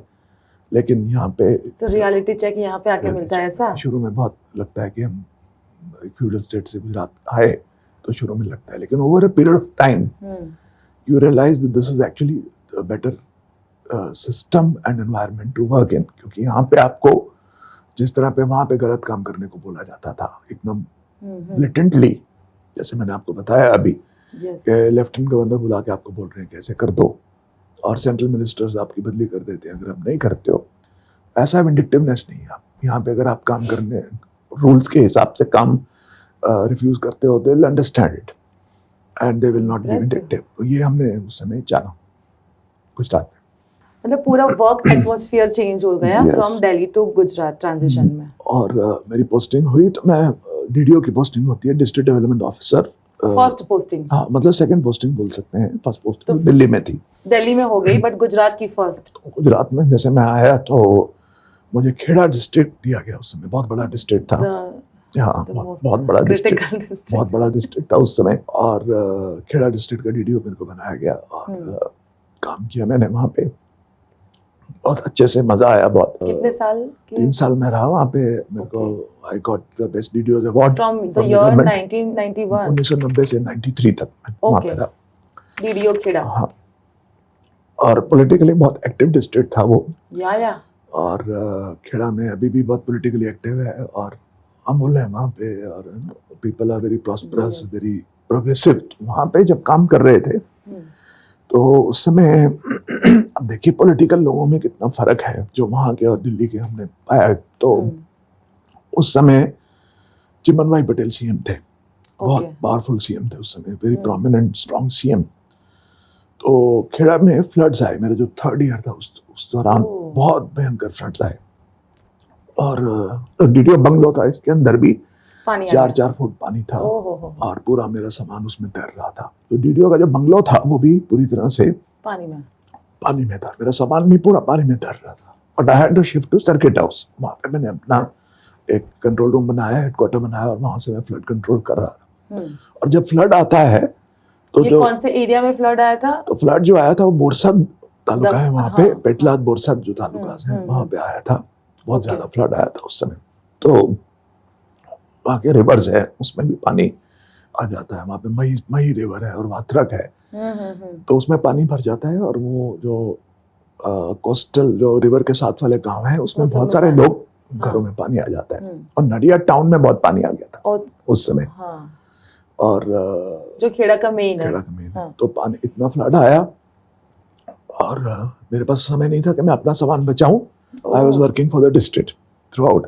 तो मैं 6 दिन घर ही नहीं गया। जब गया तो मेरे कपड़े सब ऐसे एकदम तार हो चुके थे, और शादी के कई कपड़े, शेरवानी और वो सब होता है शादी का गले का, तो ले कपड़े वो सब ऐसे पानी में रह करके खराब हो गए थे। लेकिन I had to work in the field. और जो लोग विस्थापित होते हैं, जो घर छोड़ के जाते हैं, उनको एडमिनिस्ट्रेशन किसी ऊंची जगह पे रखती है, जैसे कि स्कूल या तो दूसरे विलेज में। वहाँ पे सब फैसिलिटीज देते हैं। और उनको उनके घर पे नुकसान होता है उसके लिए कैश टोल्स, और उसको बोलते हैं घर वक्री सहाय, मतलब कि घर जो उनका बिगड़ गया उसके लिए उनको कैश टोल्स बांटते थे। उस समय तो कैश देते थे, बैंक अकाउंट लोगों के थे नहीं, तो हम कैश बांटा करते थे। उस समय हमारे ऑफिसर जाते थे और लोगों में कैश और फूड पैकेट्स बांटते थे उस जमाने में, बोट्स के द्वारा और चल के पानी में उस तरीके से काम करते थे। और पूरे दिन हम काम करके शाम को अगले दिन की स्ट्रेटेजी बनाते थे, नेक्स्ट डे स्ट्रेटेजी। और बहुत अच्छा काम किया और बहुत अच्छे से वो सब हुआ और लोगों ने अप्रिशिएट किया कि बहुत अच्छा काम हुआ है। तो जब फ्लड पूरे हो गए, कंप्लीट हो गए, लोग वापस चले गए, तो सरकार को बहुत अच्छा क्रेडिट मिला। 5-6 दिन ऐसे लगे होंगे ना पानी उतरने हाँ, में, पानी ऐसा कुछ। उतरने में। तो उसके 1 महीने के बाद सीएम वहां पे आए, चिमन भाई। तो उन्होंने मीटिंग की सर्किट हाउस में। तो वहां पे उस समय क्या था कि 2 ग्रुप्स थे बहुत बड़े, एक माधव सिंह सोलंकी ग्रुप था और एक ये चिमन भाई पटेल। और उस टाइम एक मिश्रित सरकार थी। अच्छा। तो क्लियर मेजोरिटी नहीं थी सरकार में। तो पुलिस प्रेशर्स बहुत हुआ करते थे।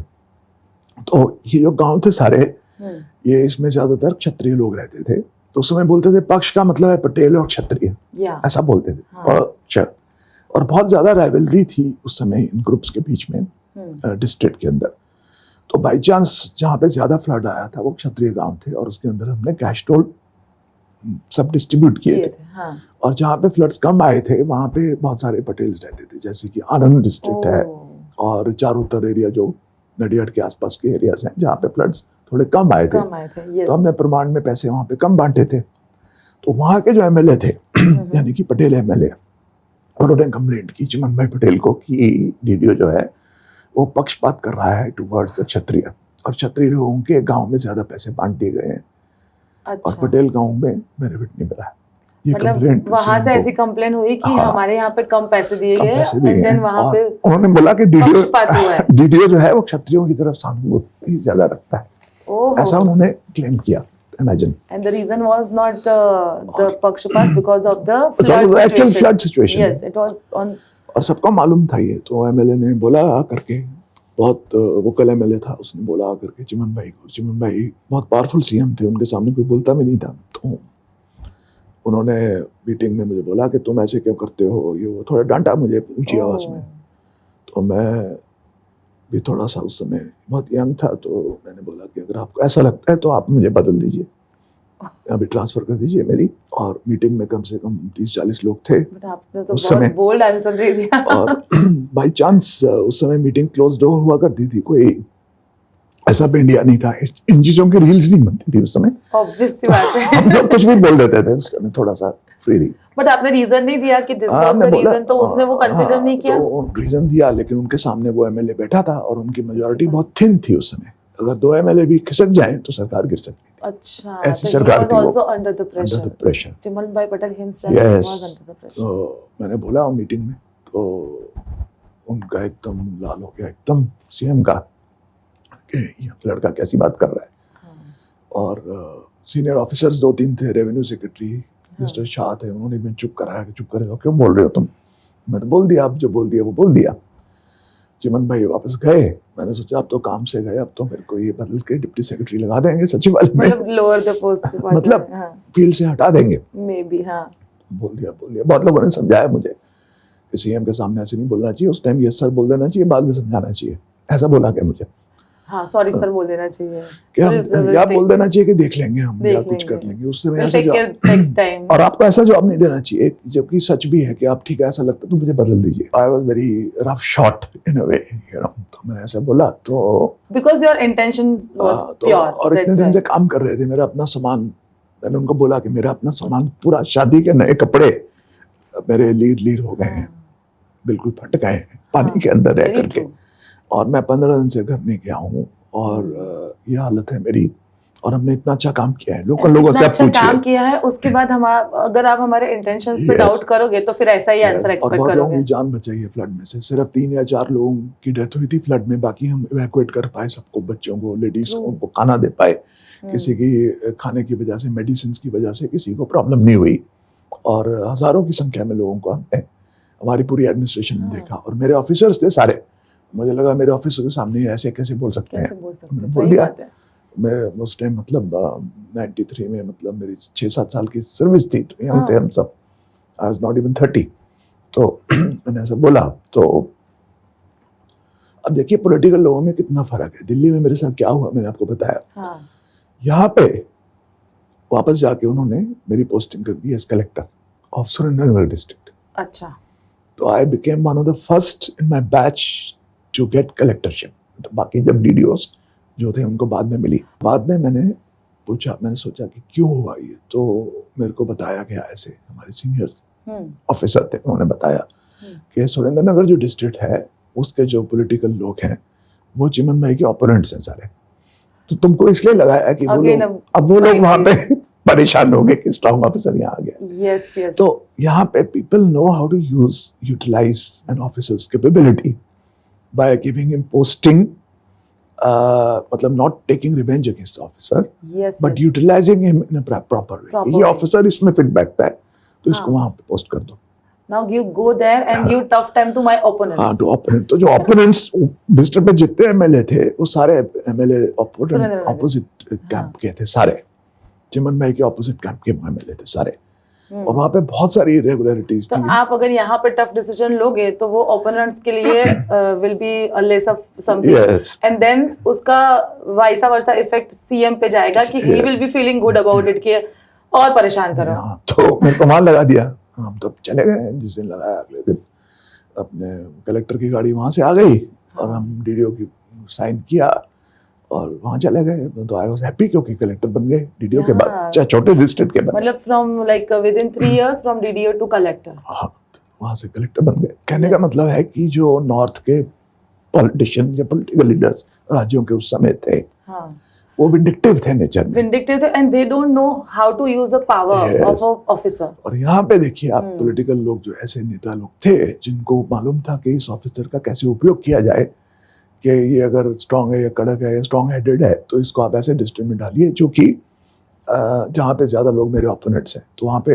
काम चाहे सही करेगा लेकिन जो वहाँ पे गलत कुछ हो रहा है उसको ठीक करेगा। और कुछ वहाँ पे वेस्टर्न इंटरेस्ट जो है, वहाँ पे माइंस थी बहुत सारी, हाँ, जो एमएलएस की माइंस खुद थी, जो की। ओपोनेंट ग्रुप हाँ. के एमएलएस थे। हाँ. और इस तरह के और भी उनके गोरख धंधे थे काफी लोगों के।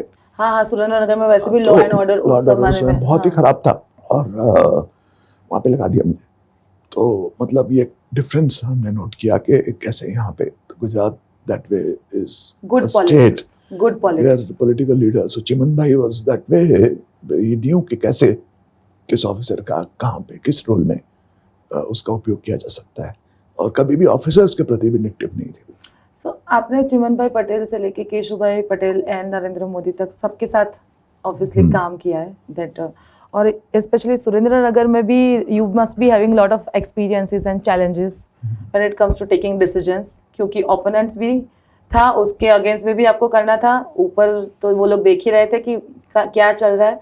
तो सुरेंद्रनगर का कोई 1-2 इंसिडेंट्स आप शेयर करो अगर इफ यू कैन। सुरेंद्रनगर में सबसे बड़ी प्रॉब्लम तो पानी की, ड्रिंकिंग वाटर थी। अब तो नर्मदा आ गई है, बहुत बेनिफिट मिला है वहाँ पे, लेकिन उस समय पानी बिल्कुल था ही नहीं। इवन कलेक्टर के बंगलों में भी पानी जो था वो टैंकर से आता था, नमकीन नमक वाला पानी आया करता था उसमें। तो काफी वाटर की इश्यूज बहुत थी उस समय, वाटर डिस्ट्रीब्यूशन की, वाटर चोरी की, बहुत सारी मोटर लगा के लोग, कुछ पावरफुल लोग पानी खींच लेते थे। तो उसमें हम लोगों ने काफी काम किया। और लॉ एंड ऑर्डर की बहुत ही बड़ी प्रॉब्लम थी वहाँ पे। इनफैक्ट मेरे एसपी थे उस समय, तो वहाँ पे चुटीला करके एक जगह है हाईवे के ऊपर, तो चुटीला के पास वो जा रहे थे एसपी, तो उनके वहाँ पे उस समय एक रैकेट शुरू हुआ था कि रोड के ऊपर वो इलीगल रोड बैरियर या बम्प बना देते थे ऐसे ऊपर करके। अच्छा। रात को लोग, और उससे क्या होता था, गाड़ियां स्लो होती थी तो उसको वो रोक के लूटते थे। तो ऐसा एक गैंग वहाँ पे था चोटिला हाईवे पे, राजकोट चोटिला हाईवे पे। तो एसपी को मालूम पड़ा कि ऐसा गैंग वहाँ पे है, तो एसपी वहाँ गए और वो गाड़ी में थे और उनका बॉडीगार्ड था और कोई नहीं था उस समय। तो लोग वो रात को देखा कि वो बना रहे हैं एक्चुअल में, तो उतर के वो उनको डांटा कि तुम क्या कर रहे हो, एसपी ने। तो इतने लोग एग्रेसिव थे कि उन्होंने एसपी पे अटैक कर दिया। 20-25 लोग थे और वहाँ पे 2 कम्युनिटीज हैं। एसपी की भी तो पूरा टीम होगा ना नहीं, उनके वो उस साथ? टाइम गाड़ी में और एक बॉडीगार्ड था उनके साथ। उसकी मतलब बॉडीगार्ड की बहुत गन गलत थी, हुआ। AK-47 उसके पास थी, तो AK-47 छीन ली उन्होंने और छीन के वो गांव में भाग गए। कि वो लोग पूरे ग्रुप में होंगे। ग्रुप में थे, तो क्यों ये भी फायर करें तो बहुत लोग मर और जाएंगे। ये AK-47 लेके भाग जाना वो भी बहुत रिस्की था, बहुत बड़ी रिस्की बात है। तो ऐसा इंसिडेंट हुआ उस समय। तो और वहाँ पे 2 कम्युनिटीज उस समय, एक दरबार कम्युनिटी बोलते हैं उसको और एक कोली बोलते हैं। तो ये कम्युनिटीज में कुछ ऐसे एलिमेंट्स थे उस समय जो कि बहुत ही स्ट्रॉन्ग हेडेड थे और इस तरह की चीजें किया करते थे कुछ लोग इन दैट बेल्ट। हम लोगों ने उस समय रात को उन्होंने बोला कि ऐसा हो गया है, क्या किया जाए। वायरलेस होता था, मोबाइल तो था नहीं उस समय। हाँ. तो उस टाइम डीएम हमारा वायरलेस कोड था, उसका था लाइन या समथिंग, लाइन टू डीएम ऐसे बोलते थे। तो अच्छा. तो हमने बोला क्या हुआ, तो कहते AK-47 पुलिस की छीन के भाग गए, अंदर चले गए, क्या किया जाए। तो हमने बोला ठीक है, तुम कोई बात नहीं, पूरे आसपास के थानों से अगर बुलाओ। इस जमाने में ऐसा कुछ हो तो सब जगह पे वायरल। हाँ, पुलिस स्टेशन में लोग ही कम थे उस समय, तो जगहें खाली हुआ करती थी, and police force was not that well equipped उस जमाने में। तो आसपास के थानों से हम लोगों ने पुलिस बुलाई और उसको घेरा, विलेज को, और पूरी रात वो हम सर्च की। मैं भी बैठा वहाँ पे, और हम लोगों ने एसपी और हमने मिल करके वो रिट्रीव की, और उस गांव के जितने 3-4 इस तरह के गैंगस्टर्स थे उनको हमने प्रिवेंटिव डिटेंशन एक्ट है, पासा बोलते हैं उसको, prevention of anti social activities act, जिसमें डीएम कैन इशू डिटेंशन, जिसको बोलते हैं प्रिवेंटिव डिटेंशन, या कि जेल में भेज सकते हैं लोगों को अप टू 1 ईयर। तो वहाँ के 3 लोगों को हमने, जो बहुत स्ट्रॉन्ग हेडेड थे, उनको जेल में भेजा, और पूरे डिस्ट्रिक्ट में ये माहौल आ गया कि आपने इन इंसानों को, बहुत बड़े बड़े उनके नाम थे। हाँ, ऑब्वियसली वो एरिया में तो वो ही फेमस हो गए। हाँ, एक हबीब लखानी करके था, बहुत वहाँ पे एक जीतू भा झाला था, और वो ऐसे टाइप ऑफ कम्युनिटी लीडर्स भी होते हैं, तो उन लोगों के अगेंस्ट एक्शन लेना। ओपन तलवार लेके जीप में घूमते थे वो लोग, तो उनको सबको पकड़ के हम लोगों ने जो है पासा में डाल दिया, और बहुत और लोगों को पकड़ा। तो पीपल वर वेरी हैप्पी कि जो कॉमन मैन को ये सब धमकाते थे, रोड्स पे निकलते थे और मारते थे लोगों को, कोई भी उनके सामने नहीं आ सकता था। मतलब जो गुंडा गुजराती में बोले तो जो गुंडागर्दी नो माहौल होता है ना, अप टू एक extent, like you have deal. तो वो सब किया, तो उसमें बहुत मजा आया, बहुत सारी इंक्रोचमेंट्स हटाई, बहुत सारे वाटर के इश्यूज सॉल्व की। तो इससे क्या होता है कि ऑफिसर जाए उससे पहले उसकी रेपुटेशन पहुंच जाती है वहाँ पे, और फिर उस हिसाब से आपका करियर जो है प्रोग्रेस करता है, इंप्रेशन पड़ जाती है। और उस समय फिर लोकल पॉलिटिकल लीडर थे एक, उनके सामने हमने रिकवरी करी, एक बैंक, कोऑपरेटिव बैंक का बहुत सारा पैसा लेकर के वो दे नहीं रहे थे वापस। ऑपोजिशन में थे कि ये रूलिंग में थे? नहीं, वो उस समय मतलब वैसे ऑपोजिशन में नहीं थे, लेकिन वो सरकार में ही थे, कोalition में थे, लेकिन एंटी कैंप था उनका। तो मीनवाइल उस समय क्या हुआ, चिमन भाई पटेल गुजर गए, उनकी डेथ हो गई हार्ट अटैक से। और उसके बाद दूसरे सीएम बदले, छबिल दास मेहता। और जो ये लोकल लोग थे उनके ज्यादा क्लोज थे, ये सौराष्ट्र से थे, भावनगर के सीएम थे। तो पूरा पावर डायनेमिक्स चेंज हो गया, और स्टेट इलेक्शंस अनाउंस हो चुकी थी उस समय। टीएन सेशन उस समय चीफ इलेक्शन कमिश्नर, बहुत ही पावरफुल चीफ इलेक्शन कमिश्नर, आपने मतलब सब लोग जानते हैं टीएन सेशन का नाम। और उस समय ऐसा रूल था कि अभी भी है कि इलेक्शन का जो नोटिफिकेशन अगर इशू हो जाए, उसके बाद ऑफिसर्स को चेंज नहीं कर सकते आप विदाउट आस्किंग दी इलेक्शन कमीशन। तो इलेक्शन नोटिफाई हो गई थी, तो अब सीएम चेंज हुए, उसके बाद में ये लोकल लोग पहुंचे नए सीएम के पास, और कुछ महीनों में मेरी ट्रांसफर के ऑर्डर करवाए उन्होंने। After the declaration of election? Yes.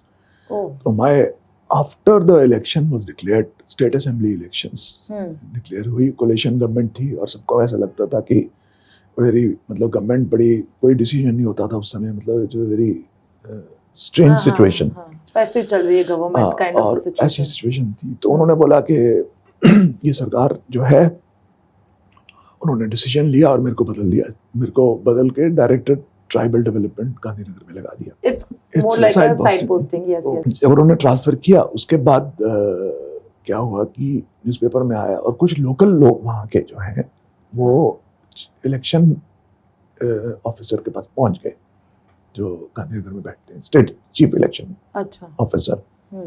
और कुछ लोगों ने बहुत सारे फैक्स टीएन सेशन को किए वहां से, उस समय फैक्स हुआ करते थे। ऑफिसर को बदल दिया, डीएम को बदल दिया, यहाँ से कलेक्टर को डीएम भी बोलते हैं वहाँ पे। जबकि और collector also is the district election officer, election का इंचार्ज होता है वो पूरे डिस्ट्रिक्ट का। तो उसको बदल दिया विदाउट आस्किंग इलेक्शन कमीशन। ओह, टीएन सेशन बहुत नाराज हो गए और टीएन सेशन ने ऑर्डर पास किया।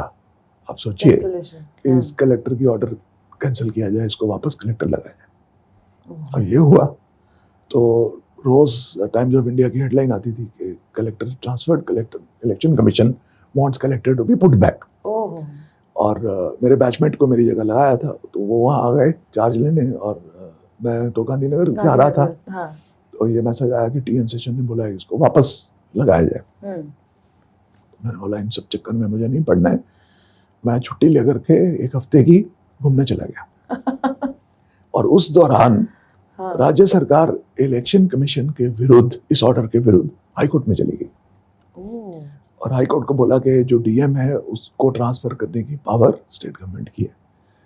इलेक्शन कमीशन ने बोला कि डिस्ट्रिक्ट इलेक्शन ऑफिसर होता है वो, तो हाई कोर्ट ने बोला कि डिस्ट्रिक्ट इलेक्शन ऑफिसर जो है वो विपुल मित्रा रहेगा और ओह। कलेक्टर दूसरा रहेगा। मतलब पहली बार in the history of the country two officers were in the district at the same time. Separate district magistrate and separate district election officer. और उन्होंने हाई कोर्ट ने ऐसा आदेश किया कि इलेक्शन कमीशन जो बोल रहा है वो भी सही है कि जो डिस्ट्रिक्ट इलेक्शन ऑफिसर है उनके हिसाब से रहेगा। टीएन सेशन ने बोला कि ये जो ऑफिसर है विपुल मित्रा, जो जिस हिसाब से इलेक्शन की इंस्ट्रक्शंस मेरे को डायरेक्ट रिपोर्ट करेंगे इलेक्शन कमीशन को और इलेक्शन कंडक्ट कर पाएंगे। because of the internal conflicts and then one CM के decision के अगर देखे जाए इंटरनल कॉन्फ्लिक्ट्स की वजह से वहाँ पे 2 पोस्टिंग हुई। और जब ये सब हो रहा था मैं तो शिमला में घूम रहा था, हाँ। छुट्टी लेकर के। मैंने बोला ये सब शांत हो जाएगा तो वापस आएंगे, तो I was just enjoying this. मैं वापस आया और फिर वापस सुरेंद्रनगर चला गया सर्किट हाउस में। और हमारे बैचमेट बहुत अच्छे दोस्त हैं, हमारे बाद में भी रहे थ्रू आउट। तो ये ड्यूरेशन कितने टाइम तक चला? तो ये इलेक्शन का जो पीरियड था 3 महीने का, 3 months, तो हाँ। 3 महीने तक इलेक्शन में हम मिलके करते थे। Fortunately we were good friends, तो कोई ऐसा आपस में फ्रिक्शन नहीं हुआ।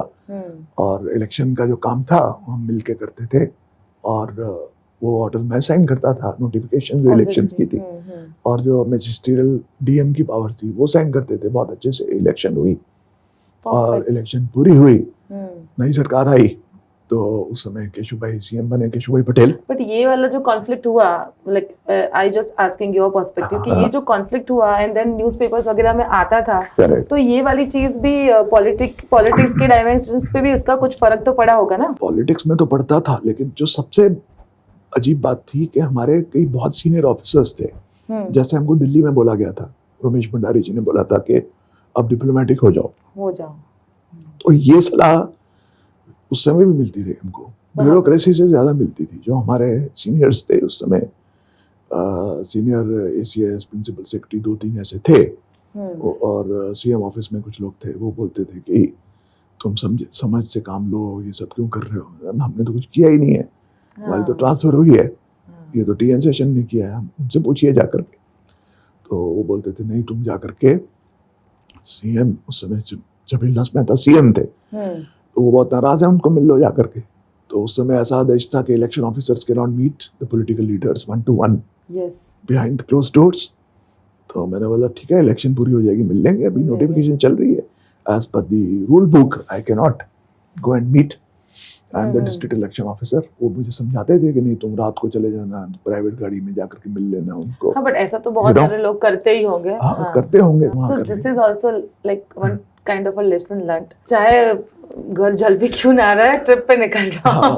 तो अब वहाँ से मतलब वो कॉन्फ्लिक्ट से निकल जाओ, और वहाँ पे रह के भी कुछ कर नहीं वाले, तो बेटर है कि एक ट्रिप पे चले जाओ। मतलब कोई भी आप साइड मत लीजिए ना, पोस्टिंग रुकवाने की कोशिश करिए, या पोस्टिंग हो रही है उससे, posting transfer is a routine thing. तो आप उसमें बहुत ज्यादा, through out my career I have never kind of technicalities really tried कि बहुत अच्छी पोस्टिंग मिले हमेशा, या किसी को प्लीज करके पोस्टिंग मिले।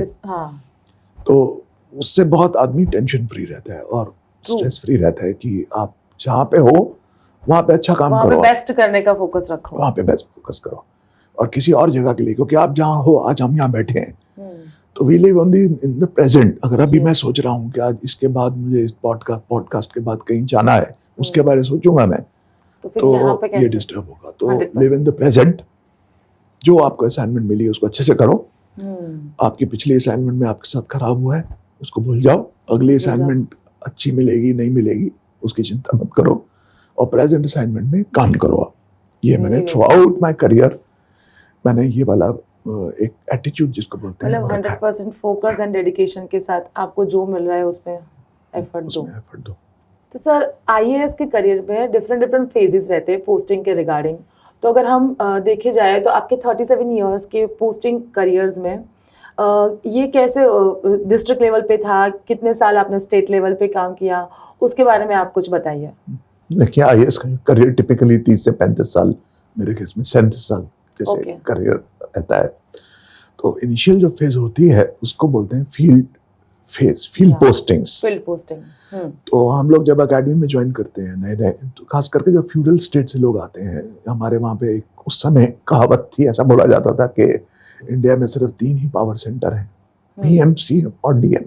ये एक बहुत एक मतलब सब लोग बोला करते थे एकेडमी में, खास करके जो यूपी से बिहार से पीएम के या तो पावर पीएम के पास है या सीएम के पास है या डीएम के पास है। 3 ही सोर्सेज हैं, ऐसा उस समय बोला जाता था सही भी है एकेडमी में। तो ऐसा एक्चुअली सही नहीं है क्योंकि रियल पावर जो है पॉलिसी मेकिंग में पावर है। तो आप एकेडमी में समहाउ ट्रेनिंग के दौरान जो फोकस दिया जाता है वो आपको फील्ड लेवल की तरफ ज्यादा उसका फोकस रहता है। लेकिन फील्ड लेवल जो है वो आपका सिर्फ 1/3 ऑफ द टाइम फील्ड रहता है। और मेरे केस में जैसे 98 तक 86 to 98 12 साल मैं फील्ड में रहा, और उसके बाद में हेडक्वार्टर पोस्टिंग्स पे रहा, जो पॉलिसी लेवल की बात जिसको तो अभी हम जो सुरेंद्रनगर की बात कर रहे थे that is called district level field posting. उसके बाद तो सुरेंद्रनगर के बाद मैं अहमदाबाद मेरी पोस्टिंग हुई, क्योंकि फिर सरकार बदल गई, केशुभाई पटेल सीएम आए, बीजेपी की सरकार आई, और फिर ये मुझे उन्होंने अहमदाबाद डिस्ट्रिक्ट में पोस्ट किया। सुरेंद्रनगर से अहमदाबाद का एक्सपीरियंस भी डिफरेंट ही रहा होगा। हाँ, अहमदाबाद बहुत बड़ा डिस्ट्रिक्ट है और उस समय भी बहुत बड़ा डिस्ट्रिक्ट था। अहमदाबाद में भी देयर इज 2 फेजेस ना, कि district collector and then municipal is different, right? ऐसा होता है ना। अहमदाबाद क्या है, म्युनिसिपल कॉर्पोरेशन एरिया है, और जो म्युनिसिपल फंक्शंस हैं, सिटी के जो फंक्शंस हैं वो म्युनिसिपल कमिश्नर देखते हैं। तो और जो पुलिस कमिश्नर हैं वो भी बहुत सीनियर होते हैं, जो लॉ एंड ऑर्डर पुलिस के पास होता है। लेकिन जो कलेक्टर है वो पूरे डिस्ट्रिक्ट के लिए कलेक्टर होता है, बट उसका फोकस रूरल एरियाज में ज्यादा रहता है। उसके पास एक रूरल एसपी भी उसके साथ में एक पोस्टिंग होती है, और वीडियो भी होते हैं। तो रूरल एरियाज में उनका फोकस अहमदाबाद के आसपास के गांव में, प्लस अहमदाबाद सिटी के भी प्रोटोकॉल का बहुत काम रहता है, क्योंकि अहमदाबाद एयरपोर्ट है, वहाँ पे कई बार उस समय prime minister visit, CM visit, function, events, तो प्रोटोकॉल का बहुत बड़ा काम रहता है। तो एक बैकवर्ड डिस्ट्रिक्ट से एकदम जो सबसे फॉरवर्ड डिस्ट्रिक्ट है वहाँ पे स्टेट का, और सबसे बड़ा डिस्ट्रिक्ट है उस समय, पॉपुलेशन वाइज इंडिया के पहले 5 में आता था इन टर्म्स ऑफ पॉपुलेशन। और ऐसे डिस्ट्रिक्ट में मेरे को पोस्टिंग मिली, और एकदम वास्ट डिफरेंस था उस समय। तो वो फील्ड लेवल रहा, बहुत अच्छा एक्सपीरियंस रहा, प्रोटोकॉल का एक्सपीरियंस रहा, और बहुत सारे लोगों को जानने को मिला। सरकार की वर्किंग, हाईएस्ट लेवल लोगों से मुलाकात उस समय होती थी एज अहमदाबाद कलेक्टर, और बहुत अच्छा एक्सपीरियंस रहा। और बहुत सेंसिटिव डिस्ट्रिक्ट भी था वो, अच्छा, क्योंकि यहाँ पे आप कुछ भी डिसीजन लेते हैं बड़े डिस्ट्रिक्ट में तो इमीडिएटली बात जो है वो गांधीनगर सचिवालय तक, सीएम तक, और इवन सेक्टर तक पहुंचती है। तो one has to be very very matured and cautious. तो जनरली आईएएस में ऐसा होता है कि पहली पोस्टिंग कलेक्टर की छोटे डिस्ट्रिक्ट में देते हैं और बैकवर्ड डिस्ट्रिक्ट में देते हैं, और उसके बाद आफ्टर सम टाइम एक्सपीरियंस और मैच्योरिटी के बाद बड़ा डिस्ट्रिक्ट दिया जाता है, और वहाँ पे फिर वो बड़े डिस्ट्रिक्ट का एक्सपीरियंस होता है। और आपकी जो डिस्ट्रिक्ट की वर्किंग है वो फिर 12 से 15 साल की सर्विस के अंदर ओवर हो जाती है। Then you gain the insight of the working of the state. Ahmedabad में ऐसा कोई चैलेंजेस या कोई एक्सपीरियंस अगर आप याद करें तो अहमदाबाद में कोई हर्डल्स आपने फेस किए? क्योंकि अहमदाबाद में अलग तरह के हर्डल्स नहीं बोलूंगा मैं, लेकिन सेंसिटिव डिस्ट्रिक्ट था बहुत। मतलब कौन सा ईयर था अहमदाबाद वाला? अहमदाबाद 95 to 97 में था। ओके। और उस समय भी पॉलिटिकल काफी चेंजेस हो रही थी स्टेट में, बहुत फ्लूइडिटी थी, पॉलिटिकल राइवलिज्म और राइवलरी बहुत सारी। आई थिंक उस टाइम पे थोड़ा हिंदू मुस्लिम भी होता था ना, क्योंकि curfews and everything was very normal in that particular duration. पर वो ज्यादा पुलिस कमिश्नर देखते थे अहमदाबाद में, काफ़ी वहाँ पे इश्यूज थी, प्रॉब्लम्स थी सिटी में, हाँ। और रिलीफ का, रिहेबिलिटेशन का काम कलेक्टर काफ़ी उसमें इन्वॉल्व रहते थे। लॉ एंड ऑर्डर सिटी का जो है वो primarily it was the job of the police commissioner, लेकिन कलेक्टर की इन्वॉल्वमेंट रहती थी, हाँ, मैजिस्ट्रेट्स बट को हम ये लोग जो भेजते सिटी थे। में था वो अहमदाबाद डिस्ट्रिक्ट रूरल एरिया में इतना नहीं होता होगा। हाँ, इतना नहीं था, बट हुआ Yes. करती थी इश्यूज, वहाँ भी होती थी, लॉ एंड ऑर्डर की सिचुएशन थी। लेकिन अहमदाबाद में अनलाइक सुरेंद्र नगर, यहाँ पे law and order was the primary problem, या in Ahmedabad protocol was the main thing, and protocol and sensitivity जो थी, मीडिया से डील करना, प्रेस से डील करना, पूरे नेशनल मीडिया यहाँ पे था और उनसे डील करना, और राज्य सरकार की पॉलिसी लेवल की चीज़ें, सीनियर ऑफिसर्स, सुरेंद्र नगर में तो शायद एक साल में 2-3 सेक्रेटरीज आए होंगे। अच्छा, और यहाँ पे तो रोज यहाँ तो रोज रहते ही यहाँ पे थे। जुडिशरी हाई कोर्ट यहाँ पे थी। यस तो जितने पावर सेंटर के आप कलेक्टर रहते हो जब, तो उसमें अलग तरह का रोल रहता है। तो ये दोनों एक्सपीरियंसेस जो हैं, they are very good to as an experience for the career of an IAS officer. और यहाँ पे अहमदाबाद में जो फील्ड लेवल का एक्सपीरियंस पूरा हुआ मेरा, और उसके बाद onwards I was in policy level, state तो लेवल। वही अभी हमने इस टॉपिक, ये पूरा जो था ये एपिसोड, उसमें हमने फील्ड लेवल पे, डिस्ट्रिक्ट लेवल पे आपका जो पोस्टिंग हुआ, आपके जो 37 इयर्स है थ्रू आउट द करियर, उसके बारे में जो बात करी, from 86 to 1998, and this is the field level posting of yours and district level. उसके बाद जो स्टेट लेवल, उसमें पूरा पॉलिसी वगैरह सब चेंज होता है। Yes, और उसके बारे में भी हम और जानना चाहेंगे, उसके बारे में पार्ट 2 में बात करेंगे। sure. Thank you. Thank you so much sir. Thank you.